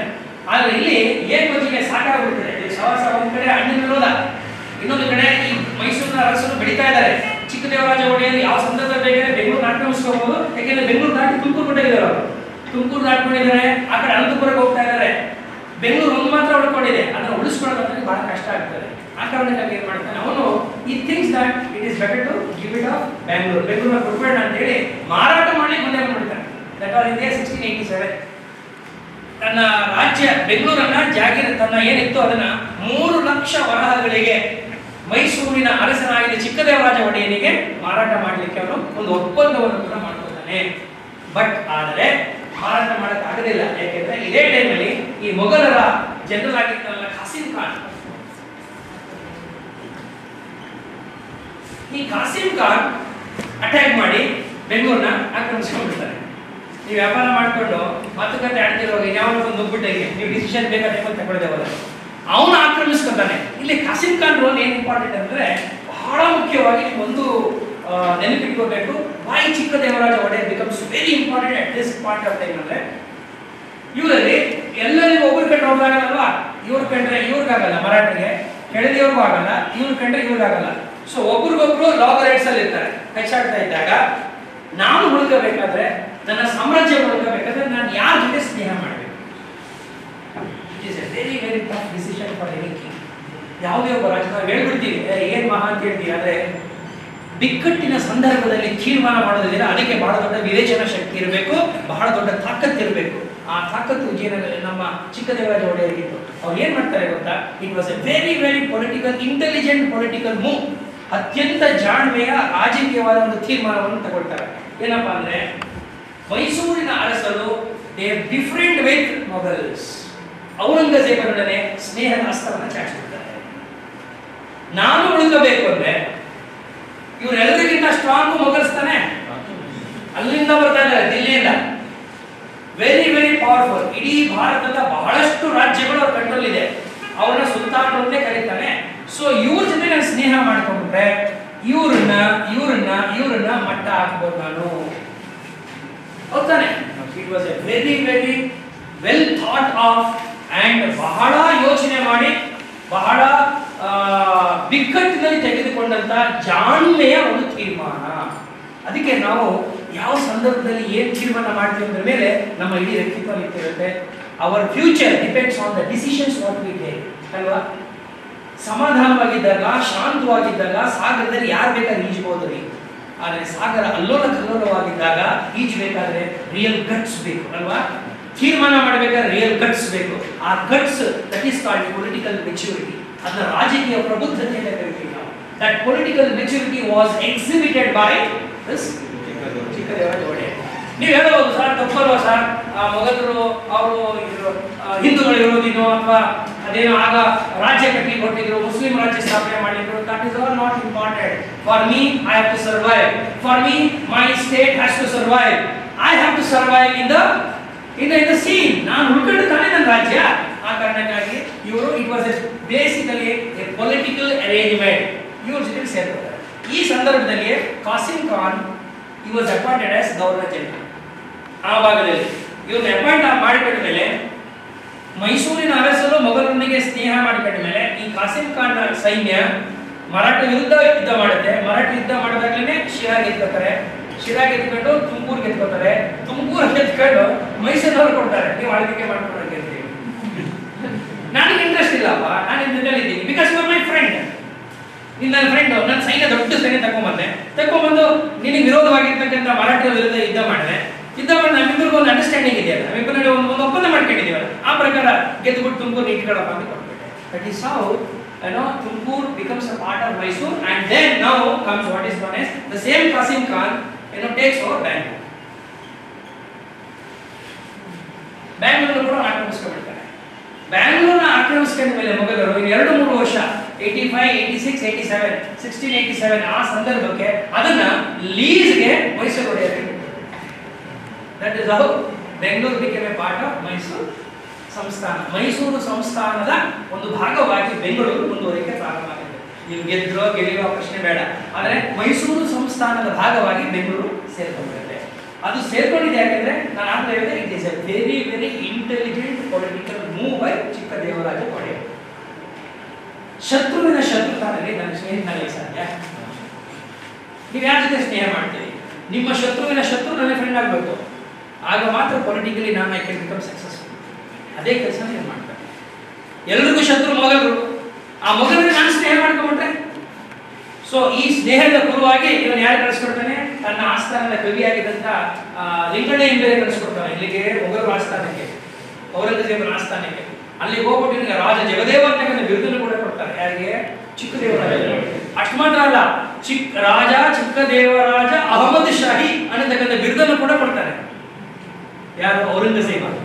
It is all because of the friendship. ನೋಡಿ, ಒಂದು ತಿಳ್ಕೊಳ್ಳಿ, ನಾನು ಸಣ್ಣ ರಾಜನಾಗಿದ್ರೆ ನನಗೆ ದೊಡ್ಡ ರಾಜ್ಯನ ಮಾನ್ಯತೆ ಬೇಕು, ಗೊತ್ತಾನೆ? ನನ್ನ ಸಣ್ಣ ರಾಜ್ಯವಾಗಿದ್ರೆ ದೊಡ್ಡ ರಾಜ್ಯದ ಸಪೋರ್ಟ್ ಬೇಕು ನನಗೆ. That is all politics. That is all politics. So ಇಲ್ಲೂ ಕೂಡ ಇವರಿಗೆ ಸಂಪೂರ್ಣವಾಗಿ ನೆಲೆ ನಿಂತು ಸಪೋರ್ಟ್ ಮಾಡಿ ರಾಜ ಜಗದೇವ ಅನ್ನೇ ಬಿರುದನ್ನ ಕೊಡ್ತಾರೆ. ಆಮೇಲೆ ರಾಜ ಚಿಕ್ಕದೇವರಾಜ ಅಹಮದ್ ಶಾಹಿ ಅಂತ ಹೇಳಿ, ಇನ್ನು ಮುಂದೆ ನೀನು ನಿನ್ನ ಎಲ್ಲ ವ್ಯವಹಾರಗಳಲ್ಲಿ ಇದೇ ಹುದ್ದೆಯನ್ನು ಹೊತ್ತಬೇಕು ಅಂತಕ್ಕಂಥ ಆದೇಶವನ್ನು ಕೂಡ ಕೊಡ್ತಾನೆ.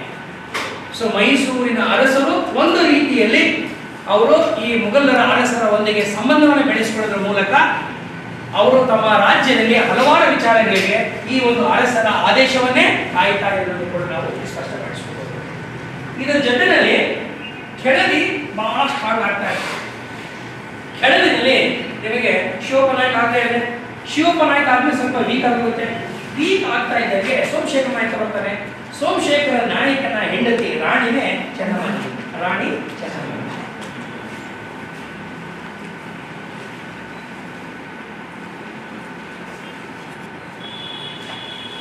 ಈ ರಾಣಿ ಚೆನ್ನಮ್ಮಾಜಿ ಇದಾರಲ್ಲ, ರಾಣಿ ಚೆನ್ನಮ್ಮಾಜಿ ಕೆಳದಿಯಲ್ಲಿರ್ತಕ್ಕಂಥ ಅತ್ಯಂತ ಮಹತ್ವಾಕಾಂಕ್ಷಿ ಹೇಳ್ಕೊಂಡ್ಬಿಡ್ತು ರಾಣಿ.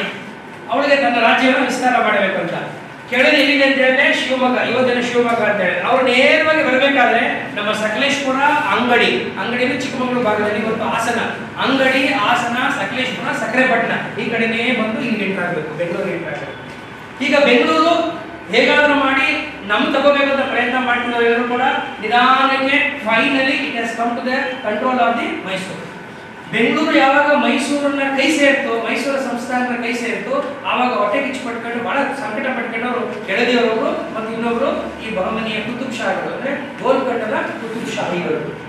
ಸೊ ಇವರ ನಡುವೆ ನಾನು ಉಳ್ಕೋಬೇಕಾದ್ರೆ ಈಗ ನನಗೆ ಇದ್ದಿದ್ದೇನೆಂದ್ರೆ ರಾಣಿ ಚೆನ್ನಮ್ಮನಿಗೆ ಈ ಕೆಳದಿ ಕಡೆಯಿಂದ ಮೈಸೂರಿನ ಮೇಲೆ ಆಕ್ರಮಣ ಮಾಡಿ 2 ಸಾರಿ ಅವರು ಯುದ್ಧ ಮಾಡ್ತಾರೆ. 2 ಸಾರಿ ಈ ಒಂದು ಸಕಲೇಶ್ವರದ ಮೇಲೆ, ಸಕ್ಕರೆಪಟ್ಟಣದ ಮೇಲೆ, ಅಂಗಡಿ ಮೇಲೆ ಮತ್ತು ಹಾಸನದ ಮೇಲೆ ಆಕ್ರಮಣ ಮಾಡಿ ಬಾಣವಾರವರೆಗೆ ಬರ್ತಾರೆ. 2 ಸಾರಿ ವಾಪಸ್ ಅಟ್ಟಿಸ್ತಾರೆ, ಅವರು ಸೋಲಿಸ್ತಾರೆ. ಇಲ್ಲಿ ಚಿಕ್ಕದೇವರಾಜನ ಸಮಕಾಲೀನರು ರಾಣಿ ಚೆನ್ನಮ್ಮಾಜಿ, ಮೈಸೂರು ಚಿಕ್ಕದೇವರಾಜ ಒಡೆಯರ್ ಇದ್ದಾರೆ, ಕೆಳದಲ್ಲಿ ರಾಣಿ ಚೆನ್ನಮ್ಮಾಜಿ ಇದ್ದಾರೆ.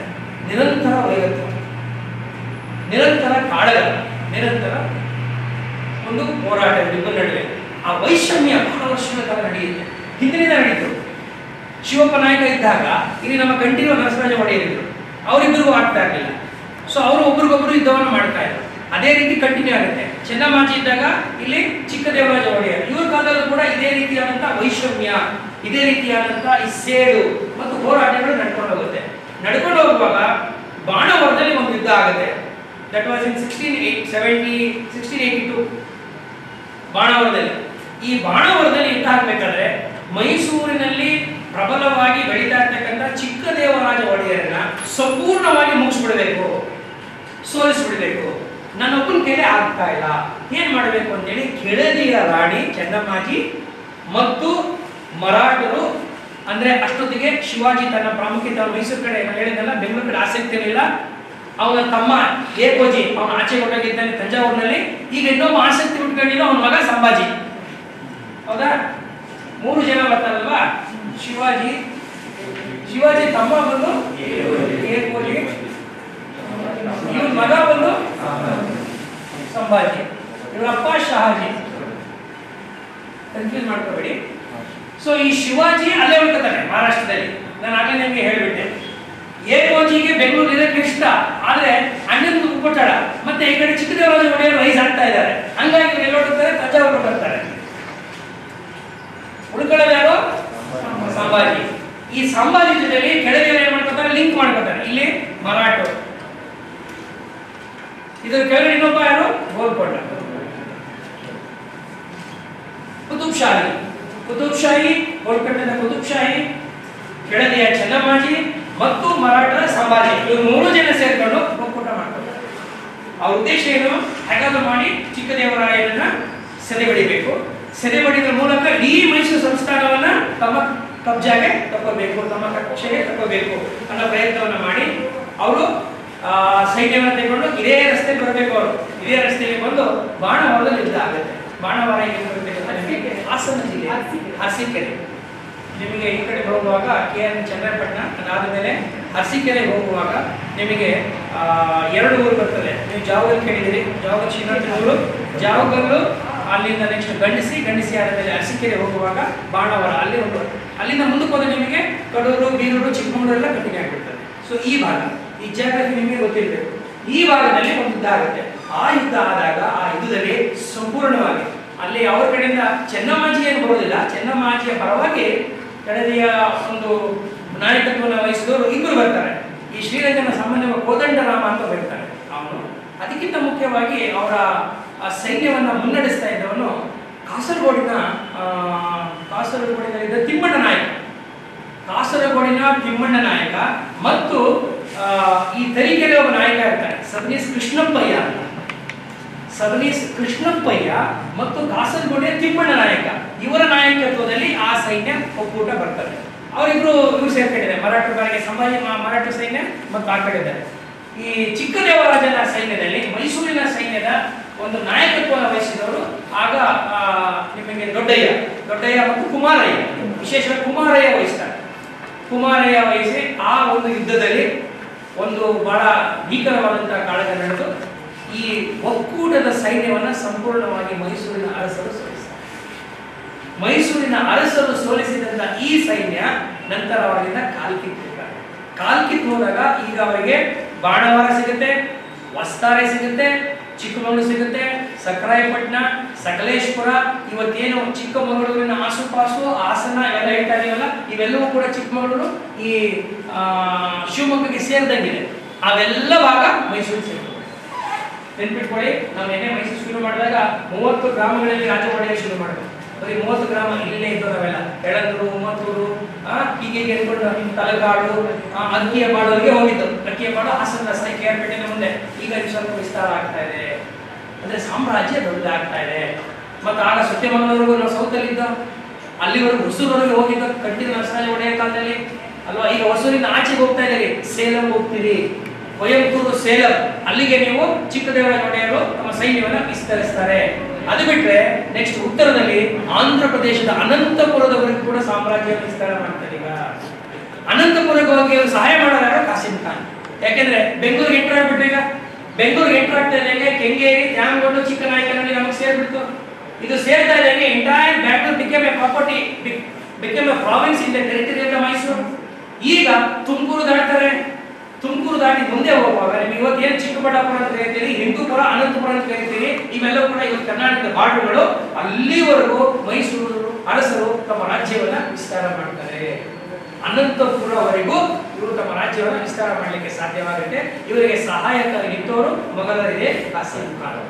ಸಿರಾ ಕಡೆ ಬಹಳ ಮುಖ್ಯವಾಗಿ ಆಕ್ರಮಣ ಆಗಿ ನಾನಾಗಲೇ ವಶಪಡಿಸಿಕೊಂಡು ಅಂತ ಹೇಳಿದಲ್ಲ, ಸಿರಾ ಮತ್ತು ಸಿರಾದ ದುರ್ಗಗಳನ್ನ ಅಲ್ಲಿ ಪ್ರಮುಖವಾಗಿ ಭೇಟಿ ಕೊಡ್ತಾ ಇದ್ದು ಇದೇ ಕುತುಬ್ ಶಾಹಿಗಳು ಮತ್ತು ಮರಾಠರು. ಈ ಮರಾಠ ಕುತುಬ್ ಶಾಹಿಗಳು ಆ ಮಾರ್ಗವಾಗಿ ಬೆಂಗಳೂರು ಬರ್ತಾರೆ, ಬಹಳ ಪ್ರಮುಖವಾದ ಮಾರ್ಗ. ಹಾಗಾಗಿ ಆ ಮಾರ್ಗವನ್ನ ಯಾವಾಗ ಈ ಕಾಸಿಂ ಖಾನ್ ತನ್ನ ಸೈನ್ಯದ ಮೂಲಕ ಆಕ್ರಮಿಸಿಕೊಂಡು ಮೈಸೂರು ವರ್ಗ ಮಾಡಿಬಿಡ್ತಾನೆ, ಆಗ ಏನಾಗುತ್ತೆ, ಮೈಸೂರು ಸಾಮ್ರಾಜ್ಯ ಈ ಎಲ್ಲ ವಿರೋಧಿಗಳಿಂದ, ಈ ಎಲ್ಲ ಶತ್ರುಗಳಿಂದ ಸಂಪೂರ್ಣವಾಗಿ ಭದ್ರವಾಗುತ್ತದೆ. ನಾವು the history of Mysuru changes. ಈಗ ಬೆಂಗಳೂರು ರಾಜಕೀಯವಾಗಿ ತನ್ನ ಪ್ರಾಮುಖ್ಯತೆ ಕಳೆದು ಪ್ರಾರಂಭ ಆಗಿದೆ. ಇದುವರೆಗೆ ಶ್ರೀರಂಗಪಟ್ಟಣ ಮಾತ್ರ ಇತ್ತು. 1610ರಿಂದ ಇವನ ಕಾಲದಲ್ಲಿ ಕೂಡ ಶ್ರೀರಂಗಪಟ್ಟಣವೇ ಇರ್ತದೆ. ಬೆಂಗಳೂರಿಗೆ ಶಿಫ್ಟ್ ಆಗೋದಿಲ್ಲ ರಾಜಧಾನಿ. ಆದರೆ ಬೆಂಗಳೂರು ಒಂದು ಜಾಗೀರಾಗಿ ಮತ್ತು ಬೆಂಗಳೂರು ಮುಂದಿನ ದಿನಗಳಲ್ಲಿ ಒಂದು ಪ್ರಮುಖವಾದ ರಾಜಕೀಯ ಮತ್ತು ಸಾಂಸ್ಕೃತಿಕ ಕೇಂದ್ರವಾಗಿ ಪರಿವರ್ತನೆ ಆಗಲಿಕ್ಕೆ ಇಲ್ಲಿ ಒಂದು ಅಸ್ತಿತ್ವ ಆಗುತ್ತೆ. ಯಾಕೆಂದ್ರೆ ಇದುವರೆಗೆ ಇದ್ದಿದ್ದು ಮರಾಠ, ಈಗ ಅದು ಕನ್ನಡೀಕರಣ ಆಗ್ಬೇಕಲ್ಲ. ಸೊ ಕನ್ನಡದ ಮೈಸೂರಿನ ಅರಸರ ಕೈಗೆ ಅದು ಬರ್ತದೆ.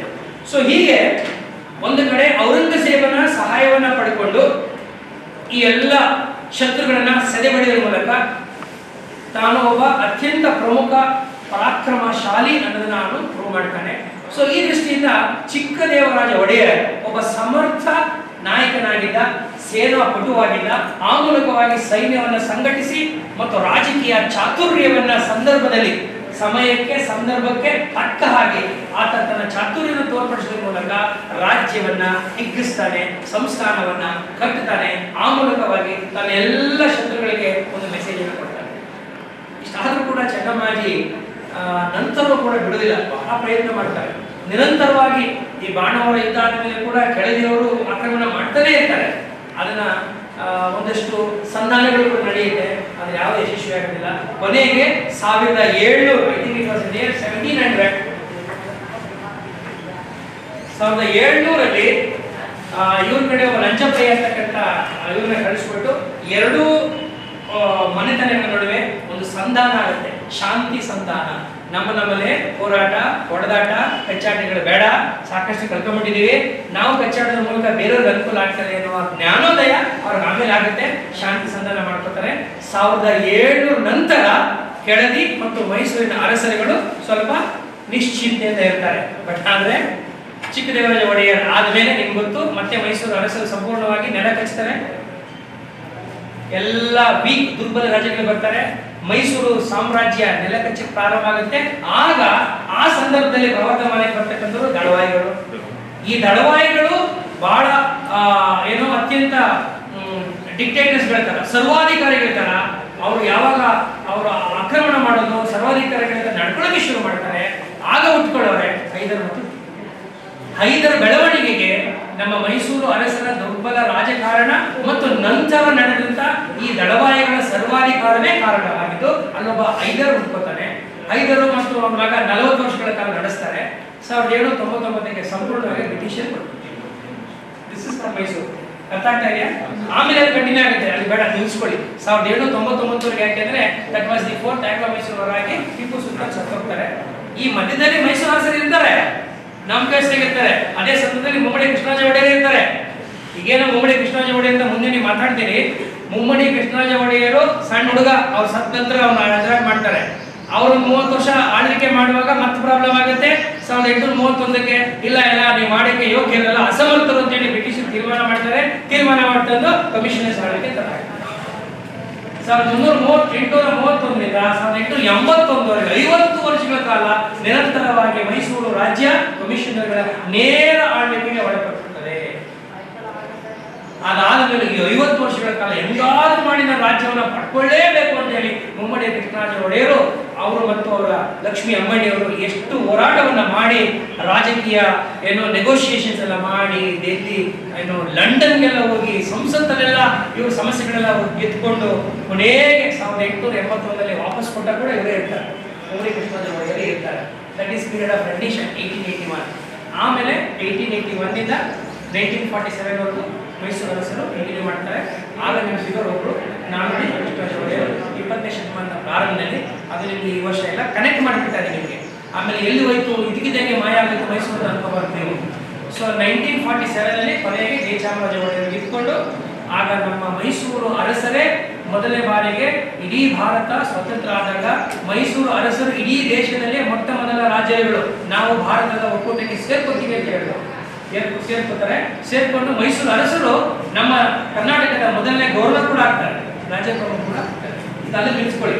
ಸೊ ಚಿಕ್ಕದೇವರಾಜ ಒಡೆಯರು ಒಬ್ಬ ರಾಜಕೀಯ ಚತುರನಾಗಿ, ಮಿಲಿಟರಿ ಯೋಧನಾಗಿ ತನ್ನ ರಾಜ್ಯವನ್ನ ಮತ್ತು ಸಾಮ್ರಾಜ್ಯವನ್ನ ಹೇಗೆ ಸಂರಕ್ಷಣೆ ಮಾಡಬೇಡ ಮತ್ತು ತನ್ನ ಸುತ್ತುವರೆದಿರ್ತಕ್ಕಂಥ ವಿರೋಧಿಗಳಿಗೆ ಹೇಗೆ ಚಾಲೆಂಜ್ ತಿಳಿಸಿದ ಮತ್ತು ತನ್ನ ಒಂದು ಚಾಣಾಕ್ಷ ನೀತಿಯಿಂದಾಗಿ ಯಾವ ರೀತಿಯಾಗಿ ಅವನು ಸುಮಾರು 31 ವರ್ಷಗಳ ಕಾಲ ಅತ್ಯಂತ ಯಶಸ್ವಿಯಾದಂತಹ ಆಡಳಿತ ನಡೆಸಿದ ಅಂತ ನಮಗೆ ಗೊತ್ತಾಗ್ತದೆ. This is all about the political developments. ಅರ್ಥ ಆಗ್ತಾ ಇದೆಯಾ? ಸ್ವಲ್ಪ ನಿಮ್ಗೆ ಕನ್ಫ್ಯೂಷನ್ಸ್ ಆಗ್ಬೋದು. ಡೌಟ್ಗಳೆಲ್ಲ ಆಯ್ತು ಅಂದ್ರೆ ಕೇಳಬೇಕು ನನಗೆ. ಒಂದ್ಸಾರಿ ಇವತ್ತು ಸಾಯಂಕಾಲ ಮನೆಗೆ ಹೋಗ್ಬಿಟ್ಟು ಪಾಯಿಂಟ್ಸ್ಗಳು ಬರ್ಕೊಂಡಿದ್ದೀರಲ್ಲ, ಒಂದ್ಸಾರಿ ನೋಡ್ಕೊಳ್ಳಿ, ಓದ್ಕೊಳ್ಳಿ. ನಿಮ್ಗೆ ಏನಾದ್ರು ಡೌಟ್ ಇತ್ತು ಅಂದ್ರೆ ಮೇಡಮ್ ಇದಾರಲ್ಲ ಅವ್ರ ತಲೆ ತೆಗಿ. ಚಿಕ್ಕದೇವರಾಜ ಒಡೆಯರು ಬರೀ ಅವರೊಬ್ಬರು ರಾಜಕೀಯ ಚತುರನಾಗಿದ್ದರೆ ಅಥವಾ ಕೇವಲ ಅವನೊಬ್ಬ ಮಿಲಿಟರಿ ಯೋಧನಾಗಿದ್ದರೆ ತನ್ನ ಈ ಮಿಲಿಟರಿ ಕಾರ್ಯತಂತ್ರದಿಂದ ಅಥವಾ ಈ ತಂತ್ರಗಾರಿಕೆಯಿಂದನೇ ನಮಗೆ ಬಹಳ ದೊಡ್ಡ ಅಂತ ಅನ್ಸ್ಕೊತಾಗಲಿಲ್ಲ. When you are in politics, strategy is a must. ರಾಜಕೀಯದಲ್ಲಿ ಇದ್ದ ಮೇಲೆ ತಂತ್ರ ಇರಬೇಕು, ತಂತ್ರಗಾರಿಕೆ ಇರಬೇಕು. ತಂತ್ರಗಾರಿಕೆ ಇಲ್ಲದೆ ಹೋದ್ರೆ ನೀವು ಉಳ್ಕೊಳ್ಳೋಕೆ ಸಾಧ್ಯವೇ ಇಲ್ಲ. ಪಟ್ಟಿಗೆ ಮತ್ತೊಂದು ಪಟ್ಟು ಹಾಕ್ಬೇಕು. ನಿಮಗೆ ಇನ್ನೊಂದು ಪಟ್ಟು ಹಾಕಬೇಕು ಅಂದ್ರೆ ರಾಜಕೀಯವಾಗಿ ನೀವು ಒಂದಷ್ಟು ಬಲಿತವಾಗಿರ್ಬೇಕು. ಆ ರಾಜಕೀಯ ಬಲಿತ ಇವರಲ್ಲಿತ್ತು, ಆ ಹಿರಿತನ ಇತ್ತು, ಆ ಒಂದು ಪ್ರಬುದ್ಧತೆ ಇತ್ತು. ಇಷ್ಟಕ್ಕೆ ಆಗಿದ್ರೆ ನೀವು ಮೈಸೂರು ಅರಸನಲ್ಲಿ ಅವರಿಗೆ ದೊಡ್ಡ ಸ್ಥಾನ ಕೊಡೋಕೆ ಸಾಧ್ಯ ಏನಾಗುತ್ತೆ? ಏನ್ ಸರ್, ಎಷ್ಟೋ ಜನ ಜರ್ನಲಿಸ್ಟ್ಗಳು ಬಂದಿಲ್ಲ, ಎಷ್ಟೋ ಜನ ಯುದ್ಧ ಮಾಡಲಿಲ್ಲ, ಇಷ್ಟಕ್ಕೆ ಇವನನ್ನ ನಾವು ಮೈಸೂರು ಅರಸಲ್ಲಿ ಬಹಳ ದೊಡ್ಡ ಅರಸ ಅಂತ ಯಾಕೆ ನೀವು ಅವನ್ನ ಮಾನ್ಯತೆ ಮಾಡ್ತೀರಿ ಅಂತ ನಿಮ್ಗೆ ಅನಿಸ್ಬೋದಲ್ವಾ? Chikkadevaraja Wadiyar, he was not only a great general, he was also a administrator par excellence. ಬಹಳ ಉತ್ತಮವಾದಂತ ಆಡಳಿತಗಾರನು ಆಗಿದ್ದ. ಒಬ್ಬ ಉತ್ತಮವಾದಂತ ಆಡಳಿತಗಾರನ ಆಗಿರಬೇಕು ಅಂದ್ರೆ ಅವನಲ್ಲಿ ಒಂದಷ್ಟು ಸೂಕ್ಷ್ಮ ಸಂವೇದನೆಗಳಿದೆ. ಯಾರಿಗೆ ಆ ಸೂಕ್ಷ್ಮ ಸಂವೇದನೆಗಳಿರ್ತಾರೆ ಅದು ಅವರು ಮಾತ್ರ ಒಂದು ಒಳ್ಳೆಯ ಆಡಳಿತವನ್ನು ಕೊಡಲಿಕ್ಕೆ ಸಾಧ್ಯ. ಇವತ್ತು ನೀವು ಜನಮುಖಿ ಆಡಳಿತ, ಜನಸ್ನೇಹಿ ಆಡಳಿತ ಅಂತ ಹೇಳ್ತೀವಲ್ಲ, ಅದಕ್ಕೆ ದೊಡ್ಡ ಎಕ್ಸಾಂಪಲ್ ಚಿಕ್ಕದೇವರಾಜ ಒಡೆಯರ್. ಏನಿಷ್ಟೆಲ್ಲ ಸಾಧ್ಯನಾ? ಸುತ್ತ ವೇರಿಗಳು, ಮಾತೆತ್ತು ಯುದ್ಧಗಳು, ಮತ್ತು ಸಂಚುಗಳು, ಒಳಸಂಚುಗಳು, ಹೋರಾಟಗಳು, ಇವುಗಳ ಮಧ್ಯೆ can he devote his time for the successful running of the administration? Can you call him as really an efficient administration who had the interest, the welfare of the people in his heart? ಸಾರ್ವಜನಿಕರ, ಸಾಮಾನ್ಯರ, ಜನರ ಕ್ಷೇಮ ನನಗೆ ಆದ್ಯತೆ ಆಗಬೇಕು ಅಂತ ಆದ್ಯತೆ ಚಿಕ್ಕದೇವರಾಜ ಒಡೆಯರ್ ಇತ್ತ ಅಂತ ನಿಮ್ಗೆ ಆಶ್ಚರ್ಯ ಆದರೆ ಇತ್ತು. ಸತ್ಯ ಕೂಡ. ಅವರೊಬ್ಬರು ಕವಿ ಮನಸ್ಸಿನ ಆಡಳಿತಗಾರರು ಆಗಿದ್ರು, ಸ್ವತಃ ಕವಿ ಕೂಡ ಆಗಿದ್ರು. ಇದನ್ನ ಪ್ರಾರಂಭದಲ್ಲಿ ಕೂಡ ನಾನು ನಿಮ್ಗೆ ಹೇಳಿದ್ದೆ. ಅವರ ಆಡಳಿತದ ಬಗ್ಗೆ ಏನು ಅಂತ ವಿಶೇಷ ಏನಿತ್ತು ಅಂತ ಸ್ವಲ್ಪ ನೋಡೋಣ. ವೈ ಈ still remember and what so great about him as A administrator. It is my job, ನನ್ನ ಕೆಲಸ ನಾನು ಮಾಡೋದು ಬಿಟ್ಬಿಡಿ. ಓಕೆ, ಸೊ ಒಬ್ಬ ಆಡಳಿತಗಾರನಾಗಿ ಆಸ್ ಎನ್ ಅಡ್ಮಿನಿಸ್ಟ್ರೇಟರ್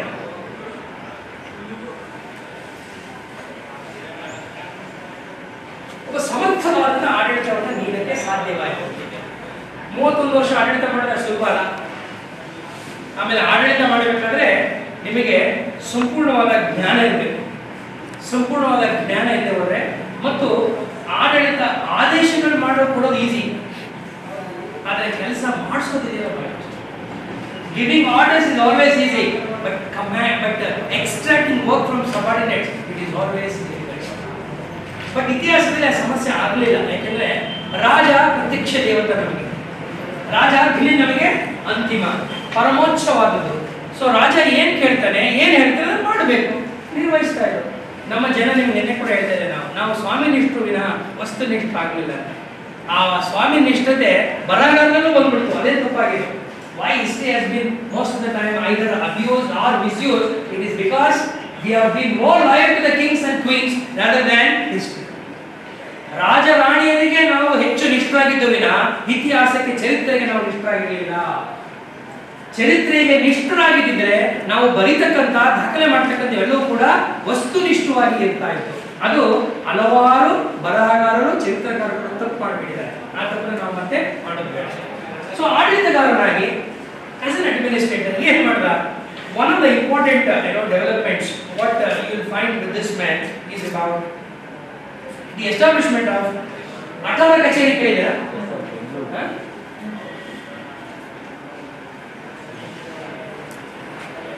ಇದು ಒಂದು ಸಿಸ್ಟಮ್. ಇದು ಅಠಾರ ಮೀನ್ಸ್ ಹಿಂದಿನಲ್ಲಿ 18. ನಿಮಗೆ ಗೊತ್ತಿಲ್ಲ, ಪರ್ಷಿಯನ್ಸ್ ಎಲ್ಲ ನಮ್ಮ ಮೇಲೆ ಇನ್ಫ್ಲೂಯೆನ್ಸ್ ಆಗಿತ್ತಲ್ಲ.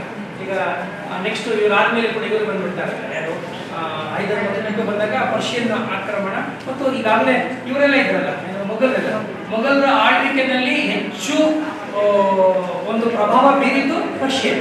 ಅವರೆಲ್ಲರೂ ಪರ್ಷಿಯನ್ ಭಾಷೆಯ ಮೇಲೆ ಹಿಡಿತ ಇಟ್ಕೊಂಡು ಪರ್ಷಿಯನ್ ಸಂಸ್ಕೃತಿ ಮತ್ತು ಪರ್ಷಿಯನ್ ಸಾಹಿತ್ಯವೇ, ಪರ್ಷಿಯನ್ ಭಾಷೆಯೇ ಬಹಳ ಪ್ರಮುಖವಾಗಿದ್ದದ್ದು. ಅದು ಹಿಂದಿನಿಂದ ಬಂದ್ಬಿಟ್ಟಿತ್ತು. ಯಾಕೆಂದ್ರೆ ಯುರೋಪ್ನಲ್ಲಿ ಗ್ರೀಕ್ ಭಾಷೆ ಮಾತಾಡಿದ್ರೆ ಶ್ರೇಷ್ಠರು, ಮಧ್ಯ ಏಷ್ಯಾದಲ್ಲಿ ಪರ್ಷಿಯನ್ ಭಾಷೆ ಮಾತಾಡಿದ್ರೆ ಶ್ರೇಷ್ಠರು, ನಮ್ಮಲ್ಲಿ ಸಂಸ್ಕೃತ ಭಾಷೆ ಮಾತಾಡಿದ್ರೆ ಶ್ರೇಷ್ಠರು. ಅಂದ್ರೆ these are all classical languages. ಈ ಕ್ಲಾಸಿಕಲ್ ಲ್ಯಾಂಗ್ವೇಜಸ್ಗಳಲ್ಲಿ ಯಾರು ಆಳ್ವಿಕೆ ಮಾಡ್ತಾರೆ ಅವರ ಶ್ರೇಷ್ಠರು ಅನ್ನುವ ಒಂದು ಕಲ್ಪನೆಯ ತಪ್ಪು ಕಲ್ಪನೆ ಇತ್ತು ಮುಂಚೆ ಇಲ್ಲ. ಆ ಕಾರಣಕ್ಕಾಗಿ ಪರ್ಷಿಯನ್ ಭಾಷೆ ಮತ್ತು ಪರ್ಷಿಯನ್ನಲ್ಲಿ ಆಳ್ವಿಕೆ ಮಾಡಿದ್ದು ಇವತ್ತಿಗೂ ಕೂಡ ನಮ್ಮಲ್ಲಿದೆ. ಇವತ್ತು ನೀವು ತಹಸೀಲ್ದಾರ್ ಅಂತ ಹೇಳ್ತೀರಲ್ಲ, ತಹಸೀಲ್ದಾರ್ ನೀವು ಹೇಳ್ತೀರ ನಮ್ಮ ಆಫೀಸ್ಗಳಲ್ಲಿ ತೆಹಸಿಲ್ ಅಂತ. Tehsil is not a Kannada word, tehsil is a Persian word. Tehsil ಅಂದ್ರೆ ತಾಲೂಕು ಅಂತ ನಾವು ಹೇಳ್ತಾ ಇದೀವಿ. ಈಗ ತೆಹಸೀಲ್ದಾರ್, ಶಿರಸ್ತೇದಾರ್ ಇನ್ನು ನಾವು ಯೂಸ್ ಮಾಡ್ತೀವಿ. ನೀವು ರೆವಿನ್ಯೂ ಡಿಪಾರ್ಟ್ಮೆಂಟ್ ಹೋಗಿ ಬಹಳಷ್ಟು ಆಧಾರಗಳು, ಬಹಳಷ್ಟು ಗ್ರಂಥಗಳು ಎಲ್ಲವೂ ಕೂಡ ಈಗಲೂ ಪರ್ಷಿಯನ್ ಭಾಷೆಯಲ್ಲೇ ಇದೆ. ಅದು ಬದಲಾವಣೆ ಆಗಲೇ ಇಲ್ಲ. ಹಾಗೇ ನಡ್ಕೊ ಬಂದ್ಬಿಟ್ಟಿದೆ. ನಾವು ಯಾವಾಗ ಸಮುದ್ರ ಆಗ್ತೀವೋ ನನಗೆ ಗೊತ್ತಿಲ್ಲ, ಮಾನಸಿಕವಾಗಿ ರಾಜಕೀಯವಾಗಿ ಆಗೋಗ್ಬಿಟ್ಟಿದ್ದೀವಿ. ಓಕೆ, ಸೊ ಆಡಳಿತಗಾರನಾಗಿ 18 ಕಚೇರಿಗಳನ್ನು ಒಂದು ಕಡೆ ಸೇರಿಸಿ ಯಾಕೆ ಮಾಡಬಾರದು ಅಂತ ಒಳ್ಳೆ ಕಾನ್ಸೆಪ್ಟ್ ಹೊಡೆಯಿತು. It was not a centralise system. Of course in a way it is a centralise system. ಆಡಳಿತವನ್ನು ಸಂಪೂರ್ಣವಾಗಿ ತನ್ನ ಹತೋಟಿಗೆ ಇಟ್ಕೋಬೇಕು ಅನ್ನೋದು ಒಂದು ಉದ್ದೇಶ. ಮತ್ತು ಎಲ್ಲವನ್ನು ಕೂಡ ಸ್ಟ್ರೀಮ್ ಲೈನ್ ಮಾಡಿ ವ್ಯವಸ್ಥಿತವಾಗಿ ಸಿಸ್ಟಮ್ಯಾಟಿಕ್ ಆಗಿ ಆಡಳಿತ ನಡೀಬೇಕು. ಹಲವಾರು ಚಟುವಟಿಕೆಗಳಿರ್ತವೆ.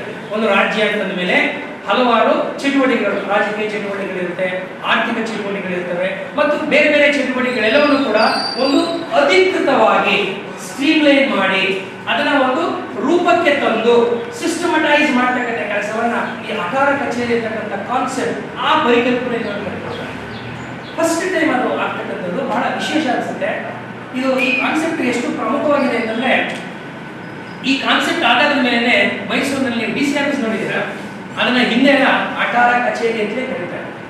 ಇವತ್ತಿಗೂ ಮೈಸೂರಿನ ಹಳಬರು ಕೇಳಿ ಅವರೆಲ್ಲ ಹೇಳ್ತಾರೆ ಅಠಾರ ಕಚೇರಿ ಅಂತಲೇ DC ಕಚೇರಿ ಅಂತ ಹೇಳೋದೇ ಇಲ್ಲ. ಯಾಕೆಂದ್ರೆ ಅದು ಆ ಕಾಲದಲ್ಲಿಯೇ 18 ಕಚೇರಿಗಳನ್ನು ಒಳಗೊಂಡಂತ ಒಂದು ಕೇಂದ್ರ ಆಡಳಿತ ಕೇಂದ್ರವಾಗಿತ್ತು. ಈ ಕಾನ್ಸೆಪ್ಟ್ ಮುಂದುವರಿಸಿಕೊಂಡು ಬಂದು ಇವತ್ತು ನಾವು ವಿಧಾನಸೌಧ, ಮಿನಿ ವಿಧಾನಸೌಧ ಮಾಡಿದ್ದೇವೆ. ಅರ್ಥ ಆಗ್ತಿದೆಯಾ? ಈಗ ವಿಧಾನಸೌಧಕ್ಕೆ ಹೋಗಿ ನೋಡಿ, ನಮ್ಮ ಜಿಲ್ಲಾ ಕೇಂದ್ರಕ್ಕೆ ಬನ್ನಿ, ನಮ್ಮ DC ಆಫೀಸ್ ಬಂದ್ರೆ ನಿಮಗೊಂದು 15-20 ಆಫೀಸ್ಗಳು ಸಿಗ್ತವೆ.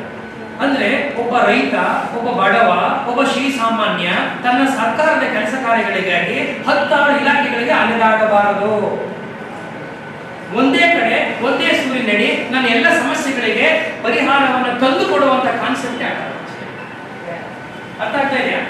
So this is a very new concept. ಇದು ಒಂದು ವಿನೂತನವಾದಂಥ ಒಂದು ಇನಿಷಿಯೇಟಿವ್, ವಿನೂತನವಾದಂಥ ಒಂದು ಆಲೋಚನೆ, ವಿನೂತನವಾದಂಥ ಒಂದು ಪರಿಕಲ್ಪನೆ. ಈ ಪರಿಕಲ್ಪನೆ ಉದ್ದೇಶ ಅಂದರೆ ಒಬ್ಬ ಶ್ರೀಸಾಮಾನ್ಯನಿಗೆ ಸಹಾಯ ಮಾಡಬೇಕು. ಅವನು ಹಲವಾರು ಕಚೇರಿಗಳಿಗೆ, ಅಧಿಕಾರಿಗಳಿಗೆ ಎಡತಾಕಬಾರದು. ಪಿಲ್ಲರ್ ಟು ಪೋಸ್ಟ್ ಅಂತ ನಾವು ಹೇಳ್ತೀವಿ ಇಂಗ್ಲಿಷ್ನಲ್ಲಿ. ಇಲ್ಲಿಂದ ಅಲ್ಲಿಗೆ, ಅಲ್ಲಿಂದ ಇಲ್ಲಿಗೆ. ಕಬರನ್ನ ಕತೆ ಕೇಳಿದ್ರಾ? ಓದಿದ್ದೀರಾ? ಕೇಳಿಲ್ಲ? ಕೇಳಿಲ್ಲ ಓದ್ರಿ. ಕಬರನ್ನ ಕತೆ ಅಂತೇಳಿ ಒಂದು ನಾವೆಲ್, ಅದೊಂದು ಕಾದಂಬರಿ. ಬರ್ತವ್ರು ಯಾರು? ಪೂರ್ಣಚಂದ್ರ ತೇಜಸ್ವಿ ಅವರು. ಪೂರ್ಣಚಂದ್ರ ತೇಜಸ್ವಿ ಯಾರು? ಸೊ ಅವ್ರು ಬರ್ದಿರ್ತಕ್ಕಂಥ ಕಬರನ್ನ ಕತೆ ಸಿನಿಮಾ ಆಗಿದೆ. ಸಿನಿಮಾ ನೋಡಿ ಹೆಂಗ್ ಸಿಕ್ಕಿದ್ರೆ ಸಿನಿಮಾ ನೋಡೋಕ್ಕಾಗಲ್ಲ, ಪುಸ್ತಕಗಳು ಓದಿ ಅದರಲ್ಲಿ ಹೇಳ್ತಾರೆ ಒಬ್ಬ ಸಾಮಾನ್ಯ ಹೇಗೆ ತನ್ನ ಪಿಂಚಣಿ ಮತ್ತು ತನ್ನ ಸಾರ್ವಜನಿಕ ಕೆಲಸ ಕಾರ್ಯಗಳಿಗಾಗಿ ಈ ಸರ್ಕಾರದಲ್ಲಿ ಅಲಿಸ್ತಾರಲ್ಲಪ್ಪ. ನಿಮಗೂ ಗೊತ್ತಿರಲ್ಲಪ್ಪ, ಒಂದು ಸರ್ಟಿಫಿಕೇಟ್ ಬೇಕು ಅಂದ್ರೆ, ಒಂದು ಪಾಸ್ ಬೇಕು ಅಂದ್ರೆ ನೀವೆಲ್ಲ ನನಗೆ ಕಂಪ್ಲೇಂಟ್ ಮಾಡ್ತೀರಲ್ಲ, ಸರ್ ಹಿಂಗೆ ಮಾಡಿದ್ರು, ಹಿಂಗೆ ಮಾಡಿದ್ರು. ಗ್ರಾಮ ಪಂಚಾಯತಿಗೆ ಹೋದ್ರೆ 10 ಕೊಡ್ತಾರೆ, ತಹಶೀಲ್ದಾರ್ ಆಫೀಸ್ಗೆ ಹೋದ್ರೆ ಇವೆಲ್ಲ ತಡೆಗಟ್ಟಬೇಕು ಅಂತ ಹೇಳಿ ಒಂದು ಸಿಸ್ಟಮ್ ಅಂತ ಅದಕ್ಕೋಸ್ಕರ ಅಟಲ್ ಕಚೇರಿ. ಏನು ಯಾವ ಇಲಾಖೆಗಳಿತ್ತು ಅಂತ ಕೇಳಿ ನಿಮ್ಗೆ ಆಶ್ಚರ್ಯ ಆಗುತ್ತೆ. Very interesting. ಅಲ್ಲ, ಚಾವಡಿಗಳು ಅಂತ ಕರೀತಾರೆ. ಒಂದೊಂದು ಇಲಾಖೆ ಕೂಡ ಚಾವಡಿಗಳು ಅಂತ ಕರೀತಾರೆ. 18 ಚಾವಡಿಗಳಿತ್ತು ನೋಡಿ. ಅಂದ್ರೆ 18 ವಿಷಯಗಳಿಗೆ, 18 ಚಟುವಟಿಕೆಗಳಿಗೆ ಒಳಗೊಂಡಂತೆ ಇಲಾಖೆಗಳು. ಈಗ ಚಾವಡಿಯನ್ನು ಬೇಕಾದ್ರೆ ಡಿಪಾರ್ಟ್ಮೆಂಟ್ ಅಂತ ಕರ್ಕೊಳ್ಳಿ. 18 ಇಲಾಖೆಗಳನ್ನ ಅವರು ಪ್ರಾರಂಭ ಮಾಡಿದ್ದಾರೆ. ಉದಾಹರಣೆಗೆ ನಿರೂಪದ ಚೌಡಿ ಅಂತ. ನಿರೂಪದ ಚೌಡಿ ಎಂದು ಬಹಳ ಪ್ರಮುಖವಾಗಿತ್ತು. ಅದರೊಳಗಡೆ ಸಾರ್ವಜನಿಕರು ತಮ್ಮ ಅಹವಾಲುಗಳನ್ನು ತಂದುಕೊಡಬಹುದು, ಯಾವುದೇ ಪತ್ರಗಳನ್ನ ನನಗೆ ದೂರುಗಳನ್ನು ಸಲ್ಲಿಸಬಹುದು. ನಂತರ ಅಲ್ಲಿಂದ ಸಂಬಂಧಪಟ್ಟಂತೆ ಇಲಾಖೆಗಳಿಗೆ ಹೋಗುತ್ತೆ. ಈಗ ನಮ್ಮ ಸರ್ಕಾರಿ ಕಚೇರಿಗೆ ಹೋದ್ರೆ ನೀವು ತಪಾಸ್ ಸೆಕ್ಷನ್ ಅಂತ ಹೇಳ್ತೀರಲ್ಲ, ನಿಮಗೆ ಕಾಗದಗಳು ಬರ್ತವೆ, ಅದನ್ನ ನೋಡ್ತೀವಿ, ಯಾವುದೇ ಇಲಾಖೆಗೆ ಹೋಗಬೇಕು ಅದನ್ನು ಸೀಲ್ ಹಾಕ್ತೀವಿ, ಅದನ್ನು ಕಳಿಸ್ಕೊಡ್ತೀವಿ. ಇದು ನಿರೂಪದ ಚಾವಡಿ. ಅಂದ್ರೆ ನನ್ನ ಸಾಮ್ರಾಜ್ಯದ ಜನರು ರಾಜನಿಗೆ ನಾನು ಏನಾದರೂ ಸಮಸ್ಯೆ ಇದ್ದಾಗ ತಲುಪಿಸಬೇಕು ಅಂದ್ರೆ ಈ ನಿರೂಪದ ಚೌಡಿಗೆ ನಾನು ದೂರು ಕೊಟ್ಟಿದ್ದಾರೆ, ನಾನು ಸಮಸ್ಯೆ ತಂದು ಕೊಟ್ಟಿದ್ದಾರೆ, ಅದು ಅಲ್ಲಿ ದಾಖಲಾಗಿ ನಂತರ ಸಂಬಂಧಪಟ್ಟ ಇಲಾಖೆಗೆ ಹೋಗಿ ನಂತರ ಅದರಿಂದ ನನಗೆ ಪರಿಹಾರವನ್ನು ಸಿಗ್ತಕ್ಕಂಥ ಒಂದು ಕಾರ್ಯ ಈ ನಿರೂಪದ ಚೌಡಿ. ಹಾಗೆ ಅದೇ ತರ ನಿಮಗೆ ಸುಂಕದ ಚಾವಡಿ. ಸುಂಕ ಅಂದ್ರೆ ಗೊತ್ತಲ್ವಾ? ತೆರಿಗೆ ಆಗು ಖರ್ಚು ವೆಚ್ಚಗಳ ಬಗ್ಗೆ ಸುಂಕದ ಚಾವಡಿ ಆಗ್ಬೋದು. ಇನ್ನೊಂದು ನಿಮಗೆ ಆಶ್ಚರ್ಯ ಅನಿಸ್ಬೋದು, ಹಾಲು ಹೈನುಗಾರಿಕೆ ಬಹಳ ಪ್ರಮುಖವಾಗಿ ಅಲ್ಲಿ ನಡೀತಾ ಇದೆ. ಆ ಕಾರಣಕ್ಕಾಗಿ ಬೆಣ್ಣೆ ಉತ್ಪಾದನೆ ಬಹಳ ಜಾಸ್ತಿ ಪ್ರಮಾಣದಲ್ಲಿ ಆಗ್ತಾ ಇದೆ. ಅಂದರೆ ಹಾಲು ಉತ್ಪನ್ನಗಳು ಇವತ್ತಿಗೂ ನಿಮಗೆ ಗೊತ್ತು, ಗ್ರಾಮೀಣ ಪ್ರದೇಶದಲ್ಲಿ ಹಲವಾರು ಗ್ರಾಮೀಣರ ಮತ್ತು ರೈತರ ಬದುಕನ್ನು ಕಟ್ಕೊಳ್ತಾ ಇರೋದು ಹೈನುಗಾರಿಕೆ ಇವತ್ತು ಉದ್ಯಮ ಆಗಿದೆ ಅಂತ ನಾವು ಹೇಳ್ತಾ ಇದ್ದೀವಿ. ಈ ಹೈನುಗಾರಿಕೆಯಲ್ಲಿ ರೈತರಿಗೆ ಅನುಕೂಲ ಮಾಡಿಕೊಡ್ಬೇಕು ಅಂತ ಹೇಳಿ ಆಗ ಬೆಣ್ಣೆ ಚಾವಡಿ ಅಂತ ಮಾಡಿದ್ರು. ಅಂದ್ರೆ ಬೆಣ್ಣೆ ಉತ್ಪಾದನೆ ಎಷ್ಟಿತ್ತು, ಅದರ ವಹಿವಾಟು ಎಷ್ಟಾಗ್ತಾ ಇತ್ತು ಅನ್ನೋದು ನೀವು ಅರ್ಥ ಮಾಡ್ಕೋಬೇಕು. ಆರ್ಥಿಕ ಚಟುವಟಿಕೆಗಳಿಗೆ ವಿಶೇಷವಾದಂತಹ ಒಂದು ಪ್ರಾಮುಖ್ಯತೆಯನ್ನ ಚಿಕ್ಕದೇವರಾಜ ಅಷ್ಟು ಮಾತ್ರ ಅಲ್ಲ, ಕಬ್ಬಿಣದ ಉತ್ಪಾದನೆ ಕೂಡ ಜಾಸ್ತಿ ಇತ್ತು. ಆ ಕಬ್ಬಿಣದ ವಹಿವಾಟು ವ್ಯಾಪಾರ ನೋಡ್ಕೊಳ್ಳೋಕ್ಕೋಸ್ಕರವಾಗಿಯೇ ಕಬ್ಬಿಣದ ಚಾವಡಿಯನ್ನು ಕೂಡ ಅವನು ಮಾಡಿದ್ದ. ಕಬ್ಬಿಣದ ಚಾವಡಿ ಅಂತ ಹೇಳಿ ಅದನ್ನು ಕೂಡ ಮಾಡಿದ್ರು. ಆಮೇಲೆ ಮೈಸೂರು ಬಹಳ ಹಿಂದಿನಿಂದ ಕೂಡ ಹೊಗೆ ಸೊಪ್ಪಿನ ಉತ್ಪಾದನೆಗೆ ಬಹಳ ಪ್ರಸಿದ್ಧಿಯನ್ನು ಪಡ್ಕೊಂಡಿದೆ. ತಂಬಾಕು ಗೊತ್ತಲ್ಲ? ತಂಬಾಕು ನಮ್ಮ ಈ ಚಾಮರಾಜನಗರದಲ್ಲಿಲ್ಲ, ಮೈಸೂರು ಭಾಗಕ್ಕೆ ಹೋದ್ರೆ ನೀವು ಈ ನಮ್ಮ ಪಿರಿಯಾಪಟ್ಟಣ, ಎಚ್ ಡಿ ಕೋಟೆ, ಹುಣಸೂರು ಈ ಭಾಗದಲ್ಲಿ ಹೆಚ್ಚು ತಂಬಾಕು ಬೆಳೀತಾರೆ. ಆಗ್ಲಿಂದ ಕೂಡ ಜಾಸ್ತಿ ಬೆಳೀತಾರೆ. ಇವತ್ತು ಕೂಡ ಈ ಭಾಗದಲ್ಲಿ ತಂಬಾಕು ಒಳ್ಳೆಯ ಫೈನ್ ಕ್ವಾಲಿಟಿ ತಂಬಾಕು ನಾವು ಬೆಳಿತೀವಿ. ಆ ತಂಬಾಕುಗೋಸ್ಕರ ಅದರ ಒಂದು ವ್ಯವಹಾರವನ್ನು ನೋಡಿಕೊಳ್ಳೋಕ್ಕೋಸ್ಕರವಾಗಿ ಒಂದು ಚಾವಡಿಯನ್ನು ನಿರ್ಮಾಣ ಮಾಡಿದ್ದ. ಅದನ್ನ ಹೊಗೆ ಸೊಪ್ಪಿನ ಚಾವಡಿ ಅಂತ ಕರೀತಾರೆ. ಇನ್ನು ಈ ರಾಜ್ಯದಲ್ಲಿ ನಿಮ್ಗೆಲ್ಲ ಗೊತ್ತಿರೋ ದೇವಸ್ಥಾನಗಳಿಗೆ ಕಡಿಮೆ ಇಲ್ಲ ಅಲ್ವಾ?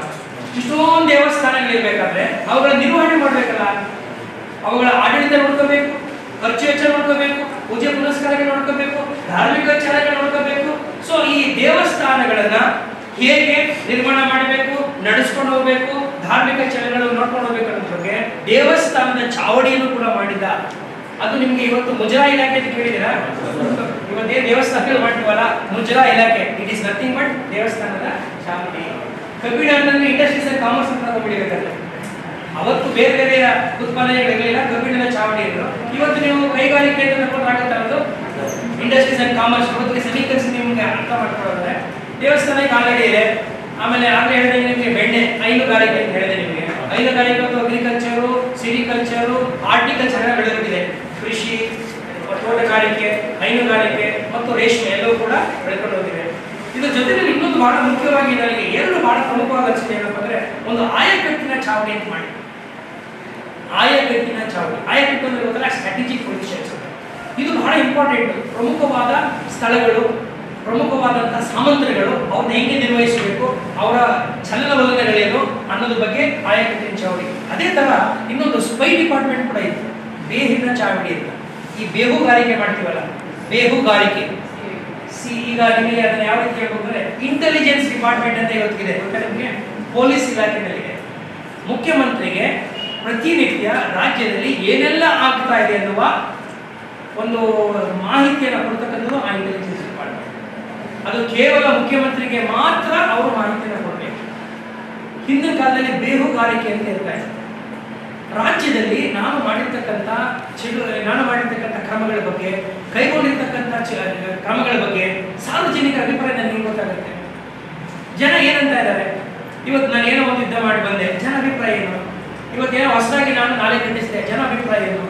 ಸೊ ಜನರ ಅಭಿಪ್ರಾಯವನ್ನು ಸಂಗ್ರಹಿಸಬೇಕು ಒಂದು ಕಡೆ, ಇನ್ನೊಂದು ಕಡೆ ನನ್ನ ವಿರುದ್ಧ ಯಾರೆಲ್ಲ ಪಿತೂರಿ ಮಾಡ್ತಾರೆ, ದಟ್ ಈಸ್ ಮೋಸ್ಟ್ ಇಂಪಾರ್ಟೆಂಟ್. ಯಾಕೆಂದ್ರೆ ನನ್ನ ಕೈ ಕೆಳಗಿನ ಸಾಮಂತರುಗಳು ಪರವಾಗಿಲ್ಲ, ನನ್ನ ಅರಮನೆ ಒಳಗಿರುವ ನನ್ನನ್ನು ಎಂಟರಿಸ್ತಾರೆ ನಾಳೆ ನನ್ನ ವಿರೋಧಿಗಳು.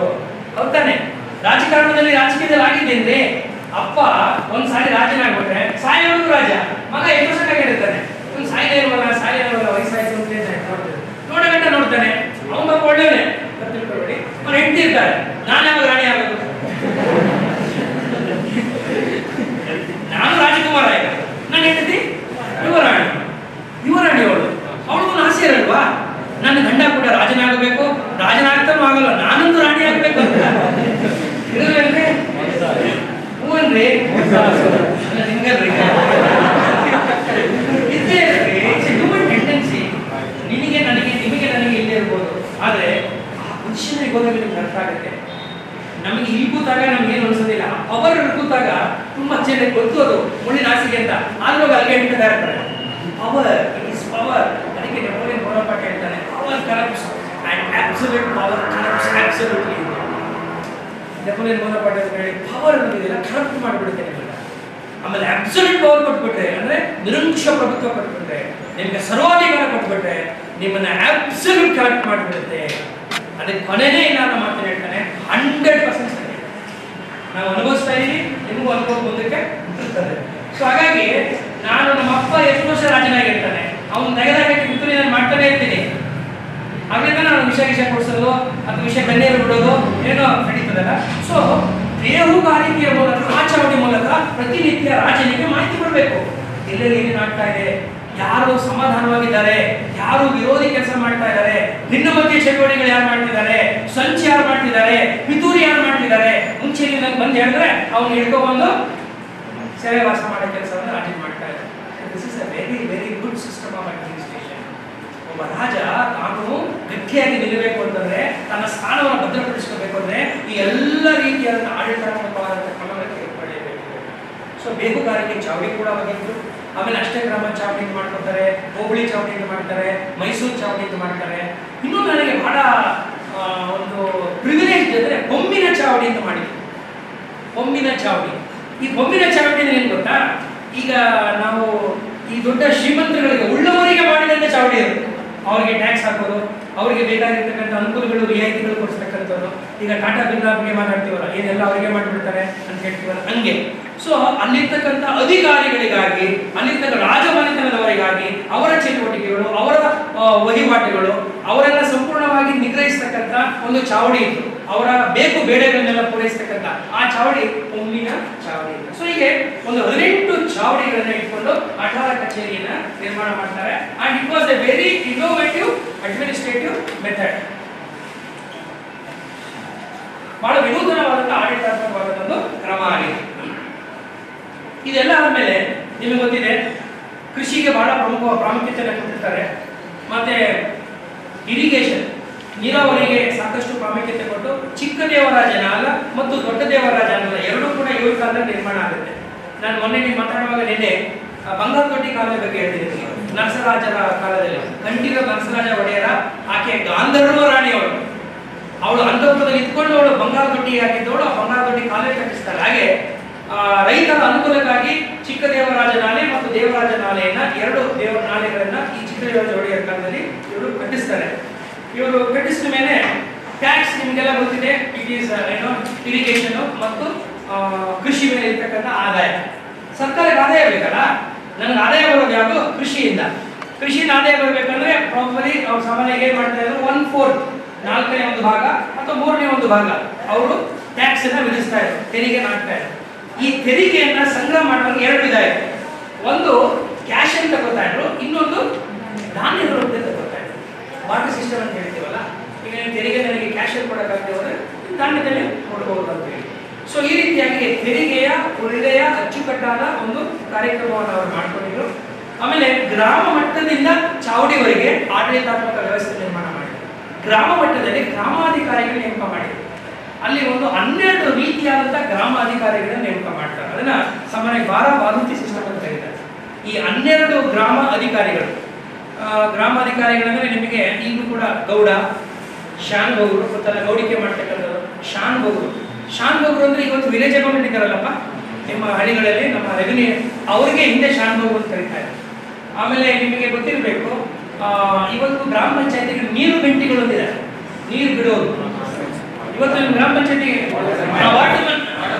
ಇಂಗ್ಲಿಷ್ ವಾಟರ್ಮನ್ನು ಬೆಲ್ಮನ್ನು ಏನು ಮಾಡ್ಕೊಂಡಿದ್ದಾರೆ. ಸೊ ನೀರು ಗಂಟೆಗಳನ್ನು ಕರೀತಾ ಇದ್ರು ನೋಡಿ. ಆ ಕಾಲದಿಂದ ಕೂಡ ಇವತ್ತು ಆ ಹುದ್ದೆ ಇದೆ. ಯಾಕೆ ಹುದ್ದೆಗಳಿದೆ ಅಂತಂದ್ರೆ ಇದು ನಮ್ಮ ಸ್ಥಳೀಯ ಹುದ್ದೆಗಳಿದೆ. ನೀವು ಪರಿಶೀಲ ಹುದ್ದೆಗಳೇ ಪರಿಶೀಲ ಹೆಸರುಗಳೇ ಹೊಡ್ಕೊಂಡು ಬಂದಿದ್ದೀರಿ. ಷರತ್ತುದಾರರು, ತಹಶೀಲ್ದಾರರು, ಅಮಲ್ದಾರರು, ಅವಲ್ದಾರರು. ಸದ್ಯ ಈಗ ಅವಲ್ದಾರ ಇಲ್ಲ, ಅಮಲ್ದಾರ ಇಲ್ಲ. ಹಿಂದಿನ ಕಾಲದಲ್ಲಿ ಅಮಲ್ದಾರ ಬರ್ತಾನೆ ಅಂದ್ರೆ ಕುದುರೆ ಬರೋನು ಗೊತ್ತಾ ನಿಮಗೆ? ಕುದುರೆ ಅಮಲ್ದಾರ ಬರ್ತಾನೆ ಅಂದ್ರೆ ಆ ಹಳ್ಳಿಗೆ ದೊಡ್ಡ ಹಬ್ಬ. ಯಾಕಂದ್ರೆ ರಾಜ ಎಲ್ಲಿ ಬರ್ತಾನೆ, ಅಮಲ್ದಾರ ಬರ್ತಾನೆ ಅಂದ್ರೆ ಇಟ್ಸ್ ವೆರಿ ಗ್ರೇಟ್ ಸೆಲೆಬ್ರೇಷನ್. ಈಗ DC ಅವರು ಹೋದಂಗೆ ಹಳ್ಳಿಗೆ ಅರ್ಥ ಆಯ್ತಾ? ಸೊ ಹಾಗಾಗಿ ಅದನ್ನ ಬಿಟ್ಬಿಟ್ಟಿದ್ದಾರೆ. ಈಗ ಶಿರಸ್ತಾರು ಮತ್ತೆ ತಹಶೀಲ್ದಾರನ್ನೆಲ್ಲ ಉಳಿಸ್ಕೊಂಡಿದ್ದಾರೆ. ಸೊ ಈ ರೀತಿಯಾಗಿ ಅವರು ಆಡಳಿತ ಕೇಂದ್ರೀಕರಣ ಮಾಡಿದ್ರು. ಗೌಡ, ಶಾನ್ಭೋಗ, ಬ್ರಾಹ್ಮಣ, ಕಬ್ಬಿಣದವರು ಅಂದ್ರೆ ಕಮ್ಮಾರ ಆಗ್ಬೋದು, ಆಮೇಲೆ ಕುಂಬಾರ ಆಗ್ಬೋದು, ಅಕ್ಕಸಾಲಿಗಳಾಗ್ಬೋದು, ಆಮೇಲೆ ಈಗ ನಾನು ಹೇಳಿದಾಗೆ ನೀರು ಗಂಟೆಗಳು, ಇವೆಲ್ಲ ಗ್ರಾಮೀಣ ಮಟ್ಟದಲ್ಲಿ ಇದ್ದಂತ ಒಂದು ಉದ್ಯೋಗಗಳು ಅಥವಾ ಇದನ್ನೆಲ್ಲ ನೀವೇನೇನು ಕರೀಬೋದು ಆಡಳಿತ ಕೇಂದ್ರಗಳು.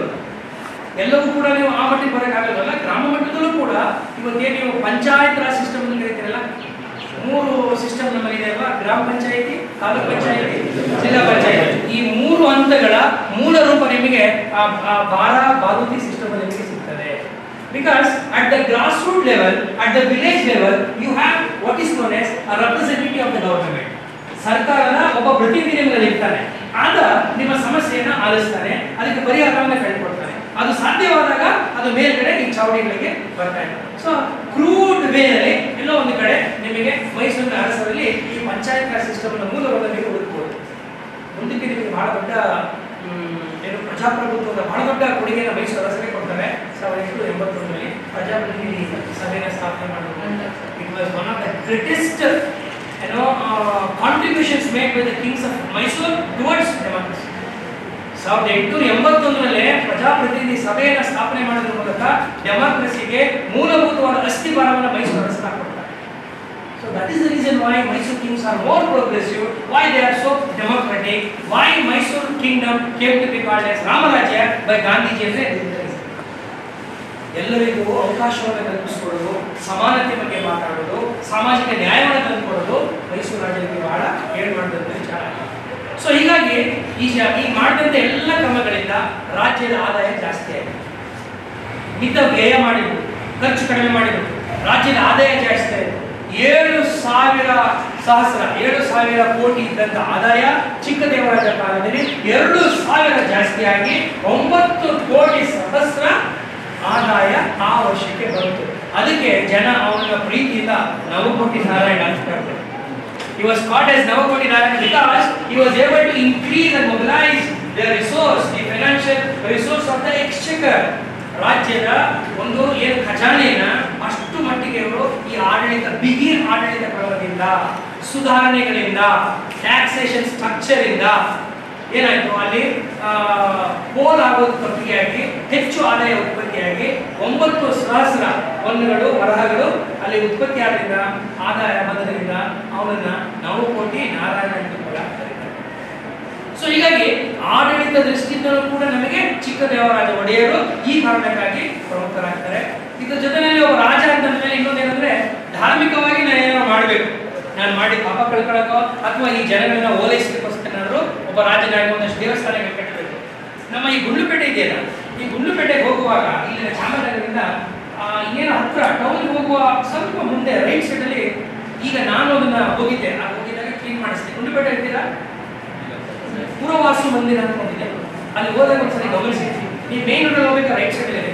ಗುಂಡ್ಲುಪೇಟೆ ಟೌನ್ಗೆ ಸೇರುವ ಪೂರ್ವದಲ್ಲೇ ಇದೆ. ನಾನು ಒಂದ್ಸರಿ ಅಲ್ಲಿ ಹೋಗಿದ್ದೆ, ಅದ್ರ ಪಕ್ಕದಲ್ಲಿ ಒಂದು ಸ್ಮಶಾನ ಇತ್ತು, ಅದು ನೋಡ್ಲಿಕ್ಕೆ ಹೋಗಿದ್ದೆ ಜಾಗ. ಇದು ಒಳ್ಳೆ ಹಳೆ ಕಾಲದ ದೇವಸ್ಥಾನ ಇತ್ತು, ಸಂಪೂರ್ಣವಾಗಿ ಗಿಡಗಂಟೆಗಳೆಲ್ಲ ಬೆಳೆದುಕೊಂಡು ಅದು ಕಾಣ್ತಾನೆ ಇರಲಿಲ್ಲ. ಇಷ್ಟು ಚೆನ್ನಾಗಿದೆಯಲ್ಲ ಐತಿಹಾಸಿಕವಾದಂಥ ಒಂದು ಸ್ಮಾರಕ, ಇದನ್ನ ಯಾಕೆ ಏನು ಅಂತ ಕೇಳಿದಾಗ ಅದು ನನಗೆ ಗೊತ್ತಾಯ್ತು, ಪುರವಾಸು ಮಂದಿರ ಅಂತೇಳಿ. ಅದು ಸಂಪೂರ್ಣವಾಗೆಲ್ಲ ಕ್ಲೀನ್ ಮಾಡಿಸಿ ಈಗ ನೀವು ರಸ್ತೆಯಲ್ಲಿ ಹೋಗ್ಬೇಕಾದ್ರೆ ಬಹಳ ಅಚ್ಚುಕಟ್ಟಾದ ಒಂದು ಸುಂದರವಾದಂತಹ ಸ್ಮಾರಕ ದೇವಾಲಯ ನಿಮ್ಗೆ ಕಾಣಿಸುತ್ತೆ. ಆ ಪುರವಾಸು ಮಂದಿರವನ್ನು ನಿರ್ಮಾಣ ಮಾಡೋದು ಚಿಕ್ಕದೇವರ. ಅದನ್ನ ಈಗ ನಾವಲ್ಲಿ ದೇವಸ್ಥಾನದಲ್ಲಿ ದೇವರ ಪೂಜೆ ಮಾಡ್ತಾ ಯಾಕೆಂದ್ರೆ ಅಲ್ಲಿರ್ತಕ್ಕಂಥ ಮೂರ್ತಿಯನ್ನು ತೆಗೆದುಬಿಟ್ಟಿದ್ದಾರೆ, ಹಿಂದಿನಿಂದ ಮಾಡ್ತಾ ಇರುವಂತೆ. ಅದಕ್ಕೆ ನಾವು ಅದನ್ನ ನಮ್ಮ ಆರ್ಕಿಯಾಲಜಿ ಇಲಾಖೆಗೆ ತಗೊಳ್ಳಿ ಅಂತ ಬಂದಿದ್ದೀವಿ. ಅದ ನಂತರದಲ್ಲಿ ನಾವು ಮಾಡ್ಕೋಬಹುದು ಪುರವಾಸು ಮಂದಿರ. ನಿಮ್ಮ ಅರ್ಧನಹಳ್ಳಿಗೆ ಹೋದ್ರೆ ಅರ್ಧನಹಳ್ಳಿಯಲ್ಲಿ ಗೋಪಾಲಕೃಷ್ಣ ದೇವಾಲಯ ಇದೆ, ಅದು ಕೂಡ ಇವ್ರ ಕಾಲದಲ್ಲೇ ಮಾಡಿ ಇದ್ದೀರಾ? ಅರ್ಧನಹಳ್ಳಿಯವರು ಶ್ಯಾಮನಗರದ ಅರ್ಧನಹಳ್ಳಿಯವರು ಇದ್ದೀರಾ? ಓಕೆ. ಸೊ ಅದು ಕೂಡ ಇವ್ರ ಕಾಲದಲ್ಲೇ ನಿರ್ಮಾಣ ಆಗಿರ್ತಕ್ಕಂಥದ್ದು. ಅರ್ಧನಹಳ್ಳಿಯಲ್ಲಿ ಬರ್ತಕ್ಕಂಥ ದೇವಸ್ಥಾನ ಅದು. ಆಮೇಲೆ ಬಹಳ ಮುಖ್ಯವಾಗಿ ನನಗೆ ಇವರು ಈ ಶ್ರೀ ವಿಷ್ಣು ಆರಾಧಕನಾಗಿದ್ದ, ವೈಷ್ಣವ ಇದನ್ನ ಧಾಮ ಪಾಲಿಸಿದಾಗ. ಹಂಗಾಗಿ ಇವರು ಈ ಮೇಲುಕೋಟೆಯ ಚೆಲುವನಾರಾಯಣನ ಹೆಚ್ಚು ಪೂಜೆ ಮಾಡ್ತಾ ಇದ್ದಾರೆ. ಅವರನ್ನ ನೆನಪಿನಲ್ಲಿ ಇಟ್ಟುಕೊಂಡು ಇವರು ಬರೆದದ್ದು ಚಿಕ್ಕ ದೇವರಾಜ ಬಿನ್ನಮ್ಮ ಅನ್ನೋ ಸಾಹಿತ್ಯವನ್ನು ಬರೀತಾರೆ. ಮತ್ತೆ ಇನ್ನೊಂದು 2 ದೇವಸ್ಥಾನ ಇವರು ಕಾಲಕ್ಕೆ ನೀವು ಗಮನಿಸಬೇಕಾದದ್ದು ತುಂಬಾ ದೊಡ್ಡದು ನನಗೆ ಅನ್ಸಲ್ಲ. ಮೈಸೂರಲ್ಲಿ ಶ್ವೇತವರಹ ದೇವಸ್ಥಾನ ಅಂತ ಇದೆ, ಆ ಅರಮನೆ ಒಳಭಾಗದಲ್ಲೇ ಇದೆ ಅಂತ ಅನ್ಕೋತೀನಿ. ಶ್ವೇತವರಹ ದೇವಸ್ಥಾನ ಅದು ಕೂಡ ಇವ್ರ ಕಾಲದಲ್ಲಿ ಆಗುತ್ತೆ. ಆಮೇಲೆ ಬೆಂಗಳೂರು ವೆಂಕಟರಮಣ ದೇವಸ್ಥಾನ ಅಂತ ಕೂಡ ಕಟ್ಟಿಸ್ತಾರೆ. ಸಾಮಾನ್ಯವಾಗಿ it is all Kings heritage. ನಾನು ಒಬ್ಬ ರಾಜನಿಗೆ ಮಾನ್ಯತೆ ಸಿಗಬೇಕು ಅಂತಂದ್ರೆ ಧಾರ್ಮಿಕವಾದ ವಿಚಾರಗಳನ್ನು ಕೂಡ ನಾನು ಗಮನಿಸಬೇಕು. ಯಾಕೆಂದ್ರೆ ಒಂದು ರಾಜ್ಯದಲ್ಲಿರ್ತಕ್ಕಂಥ ಜನರ ಎಲ್ಲ ಆಶೋತ್ತರಗಳನ್ನ ನಾನು ಗಮನದಲ್ಲಿ ಇಟ್ಕೊಂಡಾಗ ಮಾತ್ರ ನಾನು ಅದನ್ನ ರೀಚ್ ಆಗಲಿಕ್ಕೆ ಸಾಧ್ಯವಾಗುತ್ತೆ. ಇದು ಇವರ ಒಂದು ಆಡಳಿತಕ್ಕೆ ಸಂಬಂಧಪಟ್ಟಂತ ವಿಚಾರಗಳು. ಇದ್ರ ಜೊತೆಯಲ್ಲಿ another important aspect ಏನಂತಂದ್ರೆ he was also a very great scholar and a writer. ಒಬ್ಬರು ಸಾಹಿತಿಗಳಾಗಿದ್ದರು. ಅದಕ್ಕಾಗಿ ಅವರು ತಾನು ಸ್ವತಃ ಸಾಹಿತ್ಯದಿಂದನೇ ಅವರಲ್ಲಿ ಒಂದಷ್ಟು ಸೂಕ್ಷ್ಮ ಸಂವೇದನೆಗಳಿತ್ತು ಅಂತ ಹೇಳಿ. ಒಬ್ಬ ಆಡಳಿತಗಾರನಿಗೆ ಇರಬೇಕಾದರೆ ಬೇರೆಯೊಬ್ಬರ ಮನಸ್ಸನ್ನ, ಬೇರೆಯೊಬ್ಬರ ಸಮಸ್ಯೆಯನ್ನ ಸಮಸ್ಯೆಗೆ ಸ್ಪಂದಿಸ್ತಕ್ಕಂಥ ಮಿಡಿತಕ್ಕಂಥ ಮನಸ್ಸು ಒಬ್ಬ ರಾಜನಿಗೆ ಇರಬೇಕು. ಅದು ಇತ್ತು. ಯಾಕೆಂದ್ರೆ he was basically a writer. ತಾನೇ ಒಬ್ಬ ಲಿಟರೇಟರ್ ಆಗಿದ್ದ, ತಾನೇ ಒಬ್ಬ ಸಾಹಿತಿಯಾಗಿದ್ದ. ಆ ಕಾರಣಕ್ಕಾಗಿ ಈಗ ನಾನು ಆಗಲೇ ಹೇಳಿದ್ನಲ್ಲ, ಯಾವುದು ಭಿನ್ನಮ ಬರೀತಾರೆ. ಆಮೇಲೆ ಇದಲ್ಲದೆ ಕೂಡ ಇವರು ಗೀತ ಗೋಪಾಲ್ ಅಂತಕ್ಕಂಥ ಮತ್ತೊಂದು ಕೃತಿಯನ್ನು ಕೂಡ ರಚನೆ ಮಾಡ್ತಾರೆ. ಇದ್ರ ಜೊತೆಯಲ್ಲಿ ನಾನು ಒಬ್ಬನೇ ಸಾಹಿತ್ಯ ಆಗೋದು ಮುಖ್ಯ ಅಲ್ಲ, ನನ್ನ ಆಸ್ಥಾನದಲ್ಲಿ ಎಷ್ಟು ಜನ ಸಾಹಿತಿಗಳಿಗೆ ಆಶ್ರಯ ಕೊಡ್ತೀನಿ ಅನ್ನೋದು ಕೂಡ ಬಹಳ ಮುಖ್ಯ. ಕಲೆ ಸಾಹಿತ್ಯಕ್ಕೂ ಕೂಡ ಪೋಷಕನಾಗಿ ಕೆಲಸವನ್ನು ಮಾಡ್ತಾರೆ. ಆ ರೀತಿ ಒಂದು ಆಸ್ಥಾನದಲ್ಲಿ ಇದ್ದವ್ರ ಪೈಕಿ ನಾನು ಮೊನ್ನೆ ಕೂಡ ಇವರು ಹೇಳ್ತಾರೆ, ಇವೆಲ್ಲವೂ ಕೂಡ ನಮಗೆ ಏನಾಗುತ್ತೆ ಹೇಳಿ ಸೋರ್ಸ್ ಮೆಟೀರಿಯಲ್ ಆಗುತ್ತೆ. ಅಂದ್ರೆ ಈ ಮೈಸೂರು ಅರಸರ ಬಗ್ಗೆ ನಾವು ಅಧ್ಯಯನ ಮಾಡಬೇಕಾದ್ರೆ ಮೂಲ ಆಧಾರ ಗ್ರಂಥಗಳಾಗುತ್ತೆ. ಆ ರೀತಿಯಾಗಿ ಇದ್ದವ್ರ ಪೈಕಿ ಈಗ ನಾನು ಮೊನ್ನೆ ಕೂಡ ಹೇಳ್ತಾರೆ ನಿಮಗೆ ತಿರುಮಲಾರ್ಯನ ಬಗ್ಗೆ ಹೇಳಿದೆ. ನಾನು ಈ ತಿರುಮಲಾರ್ಯ ಚಿಕ್ಕದೇವರಾಜನ ಆಸ್ಥಾನದಲ್ಲಿ ಇದ್ದವರು. ಈತ ಚಿಕ್ಕದೇವರಾಜ ವಿಜಯ ಬರೀತಾನೆ, ಚಿಕ್ಕದೇವರಾಯ ವಂಶಾವಳಿ ಬರೀತಾನೆ, ಚಿಕ್ಕದೇವರಾಯ ಶತಕ ಅಂತಕ್ಕಂಥ ಬರೀತಾನೆ. ಇವೆಲ್ಲವೂ ಕೂಡ ಚಿಕ್ಕದೇವರಾಜ ಒಡೆಯರಿಗೆ ಸಂಬಂಧಪಟ್ಟಂತ ಸಾಹಿತ್ಯ ಪುಸ್ತಕಗಳನ್ನ, ಇವರು ಗ್ರಂಥಗಳನ್ನ ನಿರ್ಮಾಣ ಮಾಡ್ತಾನೆ. ಯಾರು? ತಿರುಮಲಾರ್ಯ. ಇವನ ಜೊತೆಗೆ ಇನ್ನೊಬ್ಬ ಇರ್ತಾನೆ, ಹಳಸಿಂಗರಾರ್ಯ ಅಂತ. ಸಿಂಗರಾರ್ಯ ಅಂತ ಸಾಮಾನ್ಯವಾಗಿ ಕರೀತಾರೆ, ಅವನು ಹಳಸಿಂಗರಾರ್ಯ ಅಂತ ಕೂಡ ಕರೀತಾರೆ. ಅವರು ಈ ಕನ್ನಡದ ಮೊದಲ ನಾಟಕವನ್ನು ಕೂಡ ನಿರ್ಮಾಣ ಮಾಡ್ತಾರೆ. ಮಿತ್ರವಿಂದ ಗೋವಿಂದ ಅಂತಕ್ಕಂಥ ಕನ್ನಡದ ನಾಟಕವನ್ನು ಕೂಡ ನಿರ್ಮಾಣ ಮಾಡ್ತಾರೆ. ಈ ಕವಿಗಳು ಒಂದು ದೊಡ್ಡ ಸಮಸ್ಯೆ ಏನಪ್ಪಾ ಅಂತಂದ್ರೆ ಇವರೆಲ್ಲರೂ ಕೂಡ ರಾಜಾಶ್ರಯರು. ಸೊ ಹಂಗಾಗಿ ಅವ್ರದ ಫೇಸ್ ವ್ಯಾಲ್ಯೂ ನೀವು ಯಾರು ತಗೊಳಕ್ಕಾಗಲ್ಲ. ನನಗೆ ನನ್ನ ರಾಜ ವಿಕ್ರಮ ಅರ್ಜುನನಲ್ಲಿ ಕಾಣ್ತಾನೆ, ನನಗೆ ನನ್ನ ರಾಜ ಭೀಮನಲ್ಲಿ ಕಾಣ್ತಾನೆ, ನನಗೆ ನನ್ನ ರಾಜ ರಾಮನಲ್ಲಿ ಕಾಣ್ತಾನೆ. ಅಂದ್ರೆ ಅವನಲ್ಲಿ ಯಾವುದೇ ರೀತಿಯಾದಂತಹ ದೌರ್ಬಲ್ಯಗಳು ಇಲ್ಲದೆ ಚಿತ್ರಿಸಿಬಿಡ್ತಾರೆ. ಹಾಗಾಗಿ literary documents they are not 100% historical evidences. ನೀವು ಯಾವುದೇ ಸಾಹಿತ್ಯದ ಗ್ರಂಥಗಳನ್ನು ಅಭ್ಯಾಸ ಮಾಡಬೇಕಾದ್ರೆ ರಾಜ ಆಶ್ರಯದಲ್ಲಿದ್ದಾಗ ನಾನು ರಾಜನನ್ನು ಹೊಗಳೇ ಬರಲಿರ್ತೀನಿ. ಅದರೊಳಗಡೆ ಶೇಕಡ ನಿಮಗೆ 30ರಷ್ಟು ನ್ಯಾಯ ಸಿಕ್ಕಿದ್ರೆ, ಸತ್ಯ ಸಿಕ್ಕಿದ್ರೆ ಮಾತ್ರ ಹುಡುಕಿ. ಇನ್ನು 70ರಷ್ಟು ಕೂಡ ಎಲ್ಲವೂ ಕೂಡ ಹೊಗಳು ಬಟ್ಟಂಗಿಗಳ ಪ್ರಲಾಪವೇ ಆಗಿರ್ತದೆ, ಒಂದಿ ಮಾರ್ಗಗಳ ಪ್ರಲಾಪವೇ ಆಗಿರ್ತದೆ. ಇಲ್ಲೇ ಇತಿಹಾಸಕಾರನ ಚರಿತ್ರೆಕಾರನ ಸವಾಲಿನ ಕೆಲಸ ಬರ್ತಕ್ಕಂಥದ್ದು. ಒಬ್ಬ ಚರಿತ್ರೆಕಾರನಾಗಿ ಅಲ್ಲಿ ಯಾವುದು ವಸ್ತುನಿಷ್ಠವಾಗಿ ನೋಡಬೇಕೋ ಅದನ್ನು ಮಾತ್ರ ನೋಡಿ ನೀವು ತಗೋಬೇಕು. ಅವನು ಹೇಳಿದ್ದೆಲ್ಲವೂ ಕೂಡ ನೀವು ತಗೊಂಡಿದ್ದಾದ್ರೆ ಇತಿಹಾಸಕ್ಕೆ ನಾವು ನೀವೆಲ್ಲ ಅಪಚಾರ ಮಾಡ್ದಂಗಾಗ್ತದೆ. But they all continues to be very good source material for reconstruction of history. ಇತಿಹಾಸದ ನಿರ್ಮಾಣದಲ್ಲಿ ಪ್ರಮುಖ ಪಾತ್ರ ವಹಿಸ್ತವೆ. ಆದರೆ ಎಷ್ಟು ಮಟ್ಟಿಗೆ ವಹಿಸ್ತವೆ ಅನ್ನೋದು ನಾನು ನೀವು ಕೂತು ನಿರ್ಧಾರವನ್ನ ಮಾಡಬೇಕು. ಸಿಂಗರಾಯ ಬರೆದ ಕನ್ನಡದ ಇದಾಗಬಹುದು. ಆಮೇಲೆ ಈ ಮೈಸೂರಿನ ಬಗ್ಗೆ ಓದುವಾಗ ಮೈಸೂರು ಬಗ್ಗೆ ಮಾತ್ರ ಓದಷ್ಟಲ್ಲ. ಈಗ ಕೆಳದಿ ಬಗ್ಗೆ ನಾನು ನಿಮ್ಗೆ ಆಗಲೇ ಹೇಳಿದೆ. ಕೆಳದಿ ನೃಪ ವಿಜಯ ಓದಿದ್ರೆ ನಿಮಗೆ ಮೈಸೂರು ಕೆಳದಿದ್ದು ಎರಡು ಗೊತ್ತಾಗುತ್ತೆ ನಿಮಗೆ. ಅವರು ಆ ಕಡೆ ಹೇಳಿರ್ತಾರೆ, ಇವ್ರು ಈ ಕಡೆ ಹೇಳಿರ್ತಾರೆ. ಮರಾಠದ್ದು ಹೋದ್ರೆ ಈಗ ಕೆಳದಿ ನೃಪ ವಿಜಯ ಬಂದು ಲಿಂಗಣ ಕವಿ. ಆ ಲಿಂಗಣ ಕವಿ ಎಲ್ಲಿದ್ದ? ಕೆಳದಿ ಆಸ್ಥಾನದಲ್ಲಿದ್ದ. ಕೆಳದಿ ಆಸ್ಥಾನದಲ್ಲಿದ್ದಂತ ಲಿಂಗಣ ಕವಿ ತನ್ನ ರಾಜರನ್ನ ಓಲೈಸಿ ಬರೀತಾನೆ ವಿನ ಮೈಸೂರು ಅರಸನ್ನ ಬರೆಯೋದಿಲ್ಲ. ಯಾಕೆಂದ್ರೆ ಮೈಸೂರು ಅರಸನ ವಿರೋಧಿ ಸ್ಟ್ರಾಂಗ್ ಆಗಿದ್ದಾಗೆ ನಮ್ಗೆ ಏನ್ ಅನ್ಸುತ್ತೆ, ಅವನು ಅಯೋಗ್ಯ ಸರ್ ಅಂತೀವಿ. ಸ್ಟ್ರಾಂಗ್ ಅಲ್ಲ, ನಾನು ಅಯೋಗ್ಯ ಅಂತ ಹೇಳ್ಕೊಳ್ಳಲ್ಲ, ನಾನು ವೀಕ್ ಅಂತ ಹೇಳ್ಕೊಳ್ಳಲ್ಲ. ನಾನು ವೀಕ್ನೆಸ್ ನ ಮುಚ್ಕೋಬೇಕಾದ್ರೆ ಏನ್ ಮಾಡ್ತೀನಿ, ಬೇರೆಯವ್ರ ಮೇಲೆ ಆರೋಪವನ್ನ ದೂಷಣೆಯನ್ನು ನಾನು ಮಾಡ್ತೀನಿ. ಇದು ನಾವು ಇವತ್ತಿಗೂ ಮಾಡ್ತಾ ಇದೀವಿ, ಅವತ್ತಿಗೂ ಮಾಡಿದ್ದಾರೆ. ಆ ರೀತಿ ರಿಕನ್ಸ್ಟ್ರಕ್ಷನ್ ಮಾಡುವಾಗ ಬಹಳ ಕೇರ್ಫುಲ್ ಆಗಿರಬೇಕು. ಈಗ ನಾನು ಆಗ್ಲೇ ಹೇಳಿದ್ನಲ್ಲ ಮರಾಠ ಬಗ್ಗೆ ಅಪ್ರತಿಮ ಚರಿತ್ರೆಯಲ್ಲಿ, ಅಪ್ರತಿಮ ವೀರ ಚರಿತ್ರೆಯಲ್ಲಿ ಶಿವಾಜಿಯನ್ನ ಸೋಲಿಸಿ ಅವನನ್ನ ನನ್ನ ರಾಜ್ಯದಿಂದ ಆಚೆ ಹಾಕಿದೆ ಅಂತ ಹೇಳಿ ಅಲ್ಲಿ ಸ್ವತಃ ಚಿಕ್ಕದೇವರಾಜರೇ ಹೇಳ್ತಾರೆ.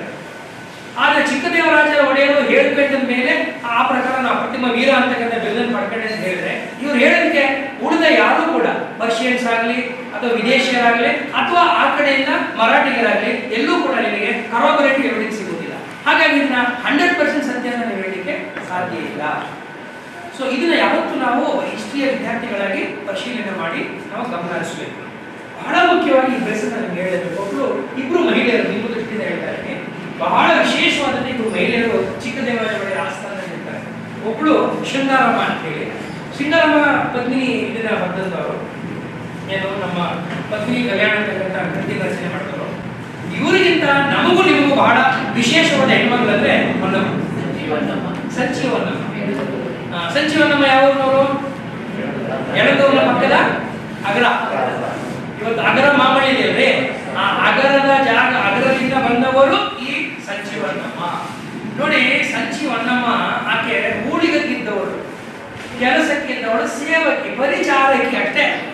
ಚಿಕ್ಕದೇವರಾಜ ಒಡೆಯರ ಆಸ್ಥಾನದಲ್ಲಿ ಪರಿಚಾರಕಿಯಾಗಿ ಸೇರಿಕೊಂಡಿದ್ದರು.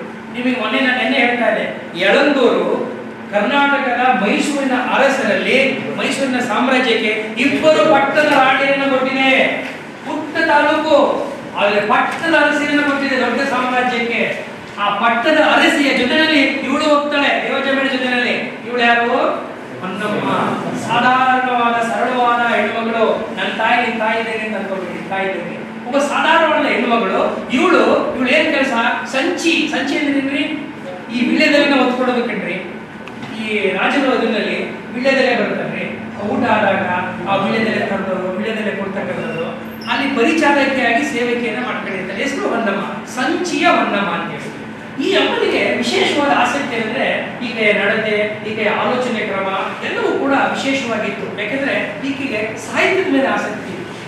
ಮತ್ತೆ ನನ್ನ ಪ್ರಕಾರ ನೀವು ಈ 16-17ನೇ ಶತಮಾನದ ಕೊನೆಯ ಭಾಗದಲ್ಲಿ ಮೈಸೂರಿನ ಇತಿಹಾಸದಲ್ಲಿ ಯಾರಾದರೂ ಈ ಮಹಿಳಾ ವಿಮೋಚನೆ ಬಗ್ಗೆ ಏನಾದರೂ ಉತ್ತಮವಾದ ಆಲೋಚನೆಗಳು ಇಟ್ಕೊಂಡಿದ್ರೆ ಅದು ಸಂಚೀವನಮ್ಮ ಮಾತ್ರ. ಇವರಿಗಿಂತ ಹಿಂದೆ ಇಡೀ ಯುರೋಪು ಏನು ಮಹಿಳಾ ಸ್ವಾತಂತ್ರ್ಯದ ಬಗ್ಗೆ ಮಾತಾಡೋದಕ್ಕಿಂತ ಮುಂಚೆ ವಚನಗಾರ್ತಿಯರು ನಮ್ಮ ಕರ್ನಾಟಕದಲ್ಲಿ 12ನೇ ಶತಮಾನದಲ್ಲೇ ಮಾತಾಡಬೇಕು. 12ನೇ ಶತಮಾನದ ಹೆಣ್ಣು ಮಕ್ಕಳು ಇಡೀ ಪ್ರಪಂಚಕ್ಕೆ ಹೇಳಿದಂತ ಬಹಳ ದೊಡ್ಡ ಒಂದು ಸಂದೇಶ ಏನಪ್ಪಾ ಅಂತಂದ್ರೆ ಮಹಿಳಾ ವಿಮೋಚನೆ ಬಗ್ಗೆ. ಏನು ವಿಮೆನ್ ಲಿಬರೇಷನ್ ಮೂವ್ಮೆಂಟ್ ಅಂತ ಯುರೋಪ್ ನಲ್ಲಿ 18ನೇ ಶತಮಾನ ಈಚೆಗೆ ಪ್ರಾರಂಭ ಆಯಿತು. ಇದಕ್ಕಿಂತ 400 ವರ್ಷಗಳಿಂದ ಕರ್ನಾಟಕದಲ್ಲಿ ಹೆಣ್ಣು ಮಕ್ಕಳು ವಚನಕಾರ್ತಿಯರು ಅಕ್ಕ ಮಹಾದೇವಿಯನ್ನು ಹಿಡಿದು ಆ ವಚನ 12ನೇ ಶತಮಾನದಲ್ಲಿ ಬರ್ತಕ್ಕಂಥ ಎಲ್ಲ ಸಾಮಾನ್ಯವಾಗಿ ಬರ್ತಕ್ಕಂಥವರೆಲ್ಲರೂ ಕೂಡ ಕಾಯಕ ವೃತ್ತಿಯನ್ನು ಮಾಡ್ತಕ್ಕಂಥ ಹಿಂದುಳಿದ ಮತ್ತು ಶೋಷಿತ ವರ್ಗಕ್ಕೆ ಸೇರಿದಂತೆ ಅವರು ಆ ಕಾಲದಲ್ಲಿಯೇ ಮಹಿಳೆಯರ ಸ್ಥಾನಮಾನ ಏನು ಅವರ ವಿಮೋಚನೆ ಬಗ್ಗೆ ದೊಡ್ಡ ಧ್ವನಿಯನ್ನು ಎತ್ತಿದಂತು. ಅದರ ಮುಂದುವರೆದ ಭಾಗವಾಗಿ ರಾಜ್ಯಕ್ಕೆ ಒಂದು ರಾಜರ ಆಶ್ರಯದಲ್ಲಿ ಈ ಹೆಣ್ಣುಮಗಳು ತೋರಿಸ್ತಾರೆ. ಇವಳಿಗೆ ಬರಿಬೇಕು ಅನ್ನೋ ಆಸಕ್ತಿ. ಅಂದ್ರೆ ಹೆಣ್ಣು ಬರೆಯೋದು ಬರಿಬೇಕು ಅಂತ ಇವಳ ನಡತೆನಲ್ಲಿ, ಇವಳ ಮಾತುಕತೆಯಲ್ಲಿ, ಇವಳ ಆಗಾಗ ಸಂವಾದದಲ್ಲಿ ಚಿಕ್ಕ ದೇವರಾಜ ಒಡೆಯರು ಗಮನಿಸ್ತಾರೆ ಇವಳಲ್ಲಿ ಏನೋ ಒಂದು ವಿಶೇಷವಾದ ಆಸಕ್ತಿ ಇದೆ, ಒಂದು ಪ್ರತಿಭೆ ಇದೆ ಅಂತೆ. ಬಹಳ ಇಂಪಾರ್ಟೆಂಟ್ ಗುರುಸರು. ಗುರ್ಸಿದಾಗ ತನ್ನ ಹೆಂಡತಿಯನ್ನು ಕರೆದು ರಾಣಿ ದೇವಜಮ್ಮನಿ ಕರೆದು ಹೇಳ್ತಾರೆ, ನೋಡು ಸಂಚಿ ಹೊನ್ನಮ್ಮನಿಗೆ ಒಂದಷ್ಟು ಟ್ಯಾಲೆಂಟ್ ಇರಂಗಿದೆ, ನೀನ್ ಯಾಕೆ ಅವಳಿಗೆ ಏನಾದ್ರು ಬರೆಸಬಾರ್ದು ಅಂತ ಕೇಳಿದಾಗ ಅವಳು ಅವ್ರಿಗೆ ಹೇಳ್ತಾರೆ ಏನಂತ, ನೋಡು ರಾಜರ ಅಪೇಕ್ಷೆ ಹೆಂಗಿದೆ, ನಿನಗೆ ಸಾಧ್ಯವಾದ ಯಾಕೆ ನೀನು ಬರಿಬಾರ್ದು ಅಂತ ಹೇಳಿದಾಗ ಇದೇ ಅಳಸಿಂಗರಾಯರು ಆಕೆಗೆ ಸ್ವಲ್ಪ ಟ್ರೈನಿಂಗ್ ಕೊಡ್ತಾರೆ. ಅವ್ರ ಗುರು ಇದ್ದಾಗೆ ಕೊಟ್ಟ ಮೇಲೆ ಆಕೆ ಒಂದು ಕೃತಿಯನ್ನು ರಚನೆ ಮಾಡಿಬಿಡ್ತಾರೆ. ಆ ಕೃತಿನೇ ಹದಿಬದೆಯ ಧರ್ಮ ಅನ್ನತಕ್ಕಂಥ ದೊಡ್ಡ ಕೃತಿಯನ್ನ ಸಂಚಿ ಹೊನ್ನಮ್ಮ ರಚನೆ ಮಾಡ್ತಾರೆ. ಈ ಸಂಚಿ ಹೊನ್ನಮ್ಮ ಬಂದಿರತಕ್ಕಂಥ ಈ ಕಾವ್ಯವನ್ನ ಗದ್ಯಕ್ಕೆ ಅನುವಾದವನ್ನು ಕೂಡ ಮಾಡಿದ್ದಾರೆ. ಗದ್ಯಕ್ಕೆ ನಾಗರಾಜ್ ಶರ್ಮಾ ರಂಗನಾಥ ಶರ್ಮಾ ರಂಗನಾಥ ಶರ್ಮಾ ಅನ್ನೋರು ಇದನ್ನ ಗದ್ಯಾನುವಾದವನ್ನು ಕೂಡ ಮಾಡಿದ್ದಾರೆ. ಆ ಪುಸ್ತಕ ಸಿಗುತ್ತೆ, ತಗೊಂಡು ನೀವು ಓದಿ. ಯಾಕೆ ಅಧಿಪತಿ ಧರ್ಮದ ಬಗ್ಗೆ ನಾನು ಇಷ್ಟೆಲ್ಲ ಹೇಳ್ತಾ ಇದ್ದೀನಿ ಅಂತಂದ್ರೆ ಹೆಣ್ಣಿನ ಬಗ್ಗೆ, ಸ್ಥಾನಮಾನದ ಬಗ್ಗೆ, ಮತ್ತೆ ಹೆಣ್ಣಿನ ಬಗ್ಗೆ ಅವತ್ತಿನ ಸಮಾಜ ಬಹಳ ಕಡೆಗಣಿಸಿ ಮಾತಾಡ್ತಾ ಇರಲಿಲ್ಲ, ಹೀಯಾಳಿಕೆ ಮಾಡ್ತಾ ಇರಲಿಲ್ಲ. ಅದನ್ನು ಕುರಿತು ಆ ಕೃತಿನಲ್ಲಿ ಒಂದು ಮಾತು ಹೇಳ್ತಾರೆ, ಅದನ್ನು ನಿಮ್ಗೆ ಹೇಳ್ತೀನಿ. ಬಹಳ ಅದ್ಭುತವಾದ ಮಾತು, ಒಬ್ಬ ಹೆಣ್ಣು ಮಗಳ ನಿಜವಾದ ಮನಸ್ಸಿನ ಆಳದ ಮಾತುಗಳು.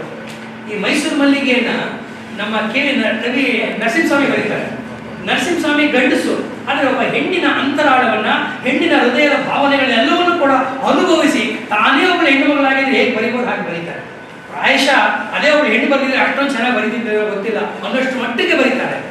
ಆದರೆ ಒಬ್ಬಳಿಗೆ ಹೆಣ್ಣು ತನಗಾದ ನೋವನ್ನ, ತನಗಾದ ಅವಮಾನವನ್ನ ತನ್ನ ಭಾಷೆಯಲ್ಲಿ, ತನ್ನ ಭಾವನೆಗಳನ್ನ ತನ್ನ ಅಕ್ಷರ ರೂಪದಲ್ಲಿ ಬರೆದಿದೆಯಲ್ಲ, that is something totally different. ನೀವು ಗಂಡಸಾಗಿ ಹೆಣ್ಣಿನ ಭಾವನೆಗಳನ್ನ ಅರ್ಥ ಮಾಡ್ಕೊಳ್ಳೋಕ್ಕೂ, ಅವರು ಆ ಭಾವನೆಗಳನ್ನ ಅನುಭವಿಸಿ ಅಕ್ಷರ ರೂಪಕ್ಕೆ ಇಳಿಸೋಕ್ಕೂ there is a huge difference ಅಲ್ವಾ? ಆ ಕೆಲಸವನ್ನ ಈಕೆ ಮಾಡ್ತಾರೆ. ಸೊ ಈಕೆ ಮಾಡ್ತಾರೆ. ಅವ್ರು ಮಾಡ್ತಾರೆ 9 ಸಂಧಿಗಳಿದೆ ಆ ಪುಸ್ತಕದಲ್ಲಿ. ಅಧಿಪತಿಯ ಧರ್ಮದಲ್ಲಿ ಸಂಧಿಗಳು ಅಂತ ಕರೀತಾರೆ ಈ ಭಾಗಗಳಿಗೆ. ಆ 9 ಸಂಧಿಗಳಲ್ಲಿ 5ನೇ ಸಂಧಿನಲ್ಲಿ ಈ ಒಂದು 4 ಸಾಲಿನ ಪದ್ಯ ಬರ್ತದೆ, ಬಹಳ ಜನಪ್ರಿಯವಾದ್ದು. ಹೆಣ್ಣಿನ ಬಗ್ಗೆ ಚೆನ್ನಾಗಿ ಹೇಳ್ತಾರೆ. ಪೆಣ್ಣಲ್ಲವೇ ನಮ್ಮನ್ನೆಲ್ಲ ಮಾಡಿದವಳು, ಪೆಣ್ಣಲ್ಲವೇ ನಮ್ಮನ್ನೆಲ್ಲ ಪಡೆದ ತಾಯಿ.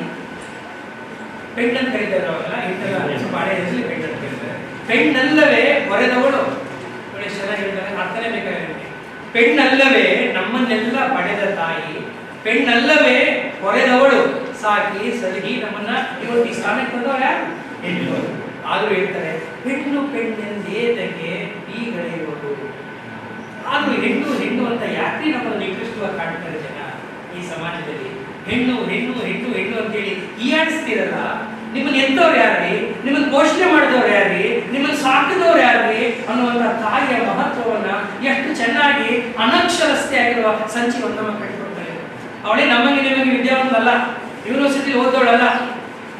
She was not a graduate, she was not a university educated woman, but look at her ideas. ಒಬ್ಬ ಹೆಣ್ಣು ಮಕ್ಕಳಿಗೆ ಸಮಾಜದ ಧೋರಣೆಯ ಬಗ್ಗೆ ಎಷ್ಟು ಕಟುವಾದ ರೀತಿಯಲ್ಲಿ ಅವರಿಗೆ ಅರ್ಥ ಆಗೋ ರೀತಿಯಲ್ಲಿ ಹೇಳ್ತಾರೆ. ಮನೆಗಳು ಚೆನ್ನಾಗಿ ಹೇಳ್ತಾರೆ ನೋಡಿ. ಪೆಣ್ಣು ಪೆಣ್ಣೆಂದೇತಕ್ಕೆ ಬೀಗಳೆಯವರು, ಬೀಗಳೆಯವರು ಅಂತಂದ್ರೆ ಬೀಳುಗಳೆಯವರು, ಬೀಳುಗಳೆಯವರು ಅಂದ್ರೆ ಹೀಯಾಡಿಸೋದು, ಟೀಕೆ ಮಾಡೋದು.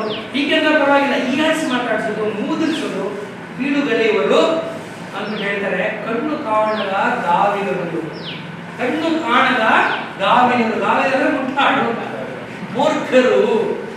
ಅವ್ರಿಗೆ ಏನ್ರಿ ಗೊತ್ತು ಹೆಣ್ಣಿನ ಮಹತ್ವ ಮತ್ತು ಹೆಣ್ಣಿನ ಒಂದು ತಾಯಿಯ ಒಂದು ಸ್ಥಾನಮಾನ ಅನ್ನೋ ಮಾತನ್ನ ಅವರು ಆ 5ನೇ ಸಂಧಿ ಹೇಳ್ತಾರೆ. ಇದನ್ನ ಯಾಕೆ ಒತ್ತಿ ಹೇಳ್ತಾ ಇದ್ದಾರೆ ಅಂದ್ರೆ, ಇವತ್ತಿಗೂ ಕೂಡ ಹೆಣ್ಣು ಮಕ್ಕಳನ್ನ ನಾವು ಅಸಮಾಧಾನದಿಂದನೋ ಅಥವಾ ಒಂದು ರೀತಿ ಉಪೇಕ್ಷೆಯಿಂದ ನೋಡ್ತಕ್ಕಂಥ ಒಂದು ಧೋರಣೆ ಇವತ್ತಿಗೂ ಈ ಸಮಾಜದಲ್ಲಿ ಇದೆ. ಅದು ನಿಲ್ಲಬೇಕು. ಅದು ನಿಲ್ಲದೆ ಹೊರತು ಸಮಾಜದಲ್ಲಿ ಸಮಾಜ ಸಾಧಿಸಲಿಕ್ಕೆ ಸಾಧ್ಯವಿಲ್ಲ. ಇಂಥವರಿಗೆ ಆಶ್ರಯವನ್ನು ಕೊಡ್ತಾನೆ ಅಂತಂದ್ರೆ ಇವನು ನಿಜವಾದಂಥ ಹೃದಯ ಅಲ್ವಾ, ನಿಜವಾದಂಥ ಒಬ್ಬ ಆಡಳಿತಗಾರನಾಗಿದ್ದಲ್ವಾ.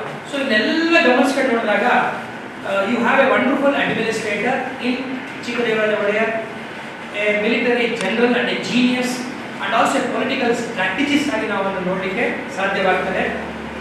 ಚಿಕ್ಕದೇವರಾಜ ಒಡೆಯರ್ ಆಗ್ತಾ ಇದ್ದಂಗೆ ನಿಮಗೆಲ್ಲ ಗೊತ್ತಿದೆ, ಆಮೇಲೆ ಅವನ 1704 ಮರಣ ಹೊಂದ್ತಾನೆ. 1704 ಒಂದು ಟೈಮು ನೋಡಿ, 1704 ಇಲ್ಲಿದೆ, 1704 ಇದೇ ಟೈಮಲ್ಲಿ 1707ಕ್ಕೆ ಔರಂಗಜೇಬ್ ಸಾಯ್ತಾನೆ. ಅವನು ಸತ್ತು 3 ವರ್ಷಕ್ಕೆ, ಅಂದ್ರೆ ಅವರಿಬ್ರು ಕೂಡ ಸಮಕಾಲೀನ ನಿಮ್ಗೆ ಹೇಳಿದೆ. 1707 ಉತ್ತರ ಭಾರತದಲ್ಲಿ ಔರಂಗಜೇಬ ಸಾಯ್ತಿದ್ದಂಗೆ ಮೊಘಲರ ಸಾಮ್ರಾಜ್ಯ ನೆಲಕಚ್ಚುತ್ತೆ. ಆಮೇಲೆ ಇರುತ್ತೆ 1751 ಇರುತ್ತೆ, ಮೂರನೇ ಪಾಣಿಪಟ್ ಕದನ ಆಗುವವರೆಗೆ ಇರುತ್ತೆ. ಬಟ್ ಆದ್ರೆ ಯಾವುದು ಅಷ್ಟೊಂದು ಬಲಿಷ್ಠವಾಗಿ ಪ್ರಬಲವಾದಂತ ರಾಜ್ಯವಾಗಿ ಉಳ್ಕೊಳ್ಳೋದಿಲ್ಲ.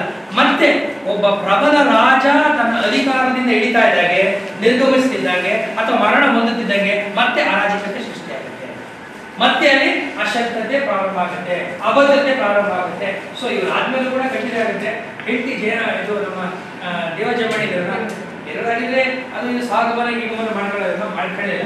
But fortunately or unfortunately Chikkadevaraja Wodeyar ಒಬ್ಬ ಮಗ ಇರ್ತಾನೆ. ಅವನು ಕಂಟಿನ್ಯೂ ನರಸರಾಜ ಒಡೆಯರ್ ಎರಡನೇವನು, ಮೊದಲನೇವರೆಲ್ಲ ಮೊದಲನೇವನು ದೊಡ್ಡಪ್ಪ. ಈಗ ಅವ್ನ ದೊಡ್ಡಪ್ಪನ ಹೆಸರೇ ಇವ್ರಿಗೆ ಇಟ್ಟಿರ್ತಾರೆ, ಮುತ್ತಾತನ ಹೆಸರು. ಅವನ ಹೆಸರೇ ಎರಡನೇ ಕಂಠೀರವ ನರಸರಾಜ ಒಡೆಯರ್. ಆದ್ರೆ ಇವನು ಕಿವುಡ ಮತ್ತು ಹೋಗಲ್ಲ, ಎರಡೂ ಕೆಲಸ ಏನ್ ಮಾಡ್ತೀವಿ ಮಾಡೋದು. ರಾಜನ ಮಗ.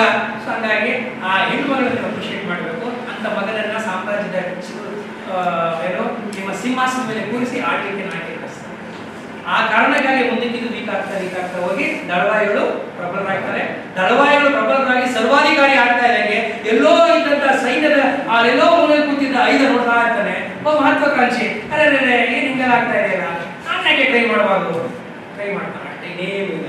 ಒಬ್ಬ ಸಾಮಾನ್ಯನಾಗಿದ್ದಂತ ಒಬ್ಬ ಹೈದರ್, ಒಬ್ಬ ಸೈನಿಕನಾಗಿದ್ದ ಒಬ್ಬ ಹೈದರ್ ಒಂದು ರಾಜ್ಯದಲ್ಲಿ ಆ ಇಡೀ ಪ್ರಭುತ್ವವನ್ನೇ ಅಲುಗಾಡಿಸಿ ತನ್ನ ಒಂದು ಆಧಿಪತ್ಯವನ್ನು ಸ್ಥಾಪನೆ ಮಾಡುವುದಕ್ಕೆ ಬೆಳಿಬೇಕು ಅಂದ್ರೆ ಈ ನಮ್ಮ ಮೈಸೂರು ಸಾಮ್ರಾಜ್ಯ ಅಭಿವೃದ್ಧಿಗೆ ರಾಜಕೀಯವಾಗಿ ಹೋಗಬೇಕು. ಸೊ ಇಷ್ಟು ನೀವು ಚಿಕ್ಕದೇವರಾಜ ಒಡೆಯರ ಬಗ್ಗೆ ಗಮನದಲ್ಲಿಟ್ಕೊಂಡು ಒಂದು ದೊಡ್ಡ ಪ್ರಮಾಣದ ಪ್ರಶ್ನೆ ನೀವು ಕೇಳಬಹುದು. ಸಾಮಾನ್ಯವಾಗಿ ಚಿಕ್ಕದೇವರಾಜ ಒಡೆಯರಿಗೆ ನೀವು ಮೇಡಮ್ ಹೇಳ್ತಾ ಇದ್ರು ದೊಡ್ಡ ಒಂದು ಪ್ರಶ್ನೆ ಸಾಮಾನ್ಯ ಕೇಳ್ತಾರೆ ಅಂತ. ಅವ್ರು ಕೇಳುವಾಗ ನೀವು ಇಷ್ಟ ಅರ್ಥ ಮಾಡ್ಕೋಬೇಕು. ರಾಜಕೀಯ ಚಿತ್ರಣ, ಪೊಲಿಟಿಕಲ್ ಸ್ಟ್ರಾಟಜಿಸ್ಟು, ಮಿಲಿಟರಿ ಸಾಧನೆಗಳು, ಆಮೇಲೆ ನಂತರದಲ್ಲಿ ಆಡಳಿತಗಾರನಾಗಿ ಮಾಡಿದಂಥದ್ದು, ಸಾಹಿತ್ಯ ದೃಷ್ಟಿ ಮಾಡಿರ್ತಕ್ಕಂಥದ್ದು, ಇವೆಲ್ಲವನ್ನ ನೀವು ಸ್ಟೆಪ್ ಬೈ ಸ್ಟೆಪ್ ಇಟ್ಕೊಂಡ್ರೆ you will come to understand the over totality. 31 ವರ್ಷದಲ್ಲಿ ಮೈಸೂರು ಸಾಮ್ರಾಜ್ಯವನ್ನ ಆ ಎದೆಗಾರಿಕೆಯನ್ನ ನಡೆಸಿ ಸಾಮ್ರಾಜ್ಯವನ್ನ ಮುನ್ನಡೆಸಿದಂತಹ ಒಂದು ಕೀರ್ತಿ ಚಿಕ್ಕದೇವರಾಜ ಒಡೆಯರಿಗೆ ಸಲ್ಲುತ್ತದೆ. ಸೊ ಇದ್ರ ಬಗ್ಗೆ ನಿಮ್ಗೆ ಏನಾದರೂ ಪ್ರಶ್ನೆಗಳಿದ್ರೆ ಕೇಳ್ಬಿಡಿ. ಮತ್ತೆ ನಾಳೆ ಬರೋ ಡೌಟ್ ಆದ್ರಿಂದ ಅರ್ಧ ಗಂಟೆ ಜಾಸ್ತಿ ತಗೊಂಡ್ಬಿಟ್ಟಿದ್ದೀವಿ, ಬೇರೆ ಕೆಲಸ ಇದೆ ನನಗೆ ಅಂತ. ಇನ್ಫ್ಯಾಕ್ಟ್ ನಾಳೆನೂ ಬರಬೇಕು ಅಂತ ನನ್ನ ಮನಸ್ಸಲ್ಲಿ ಇತ್ತು. But I think I taken enough time. ಇದ್ರ ಬಗ್ಗೆ ನಿಮಗೇನಾದರೂ ಸಮಸ್ಯೆಗಳಿದ್ರೆ ಅಥವಾ ಡೌಟ್ಸ್ಗಳಿದ್ರೆ please feel free to talk. ಪರೀಕ್ಷೆಗೆ ಪ್ರಶ್ನೆ ಬಂದರೆ ಚೆನ್ನಾಗಿ ಬರೀರಿ. ಇದೊಂದೇ ಅಲ್ಲ, ಎಲ್ಲ ಸಬ್ಜೆಕ್ಟು ಅಷ್ಟೇ. ಮನಸ್ಸಿಟ್ಟು ಪ್ರೀತಿಯಿಂದ ಓದಿ, ಕಷ್ಟಪಟ್ಟು ಓದಕ್ಕೆ ಹೋಗಬೇಡಿ. ಇಷ್ಟ ಹಾಕೋದು, ರಾತ್ರಿ 2 ಗಂಟೆ ಓದೋದು, ಟೀ ಕಾಯಿಸ್ಕೊಂಡು ಕುಡಿಯೋದು, ಬೆಳಿಗ್ಗೆ 4 ಗಂಟೆಗೆ ಎದ್ದು ಕೊಡೋದು, ಏನೋ ದೇವತರ ಏನೋ ಓದ್ತಿ ವಿದ್ಯೆ ಹೊಡಿಯೋದು, ಇವೆಲ್ಲ ಮಾಡಕ್ಕೆ ಹೋಗಬೇಡಿ. ಪ್ರಾಮಾಣಿಕವಾಗಿ ನೀವು ಇಷ್ಟಪಟ್ಟು ಪ್ಲ್ಯಾನ್ ಮಾಡ್ಕೊಂಡು ಓದಿ. ಯಾವಾಗಲೂ ಅಷ್ಟೇ. ನೀವು ವಿಶ್ವೇಶ್ವರವ್ರನ್ನ ಮಾತಾಡ್ತಾ ಇರೋದು, ಈ ದೇಶ, ಈ ಸಾಮ್ರಾಜ್ಯ ಮುಂದುವರಿಬೇಕಂದ್ರೆ ಇಂಡಸ್ಟ್ರಿಯಲೈಸ್ ಆಗಬೇಕು ಅಥವಾ ಪೆರಿಶ್ ಆಗ್ಬಿಡ್ತದೆ. ಇಲ್ಲಿವರೆ ಪರ್ಫಾರ್ಮ್ ಆಗ್ತದೆ. ನೀವು ಉಳಿಬೇಕು ಅಂದರೆ, ನಿಮ್ಮ ಅಸ್ತಿತ್ವ ಉಳಿಸಬೇಕು ಅಂದರೆ ಚೆನ್ನಾಗಿ ಕಷ್ಟಪಟ್ಟು ಓದಬೇಕು. ಓದುವಾಗ ಪ್ಲಾನಿಂಗ್ ಇರಬೇಕು. ಎರಡೇ ಇಂಪಾರ್ಟೆಂಟ್.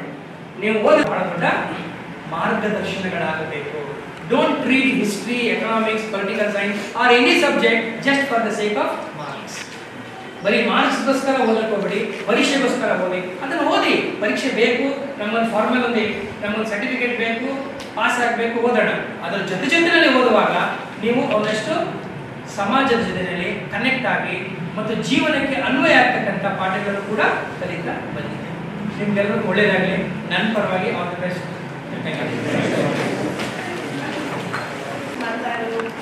ನಮಗೆ CBCS ಬಂದಿರೋದ್ರಿಂದ ಸೊ ಇದು ನಾವು ತಗೊಂಡೇ ಇರಲಿಲ್ಲ. ಈಗ ಯೂನಿವರ್ಸಿಟಿ ನಾವು ಪ್ರಯೋಗ ಮಾಡೋದ್ರಿಂದ ಓದ್ತಾ ಇರೋದು. ಸರ್ ಮಾಡಿರೋದು ನನಗೆ ಎಷ್ಟು ಚೆನ್ನಾಗಿ ಅರ್ಥ ಆಯಿತು ಅಂದಾಗ ಲೆಕ್ಚರ್ ಅಂತೂ ಎಕ್ಸಲೆಂಟ್.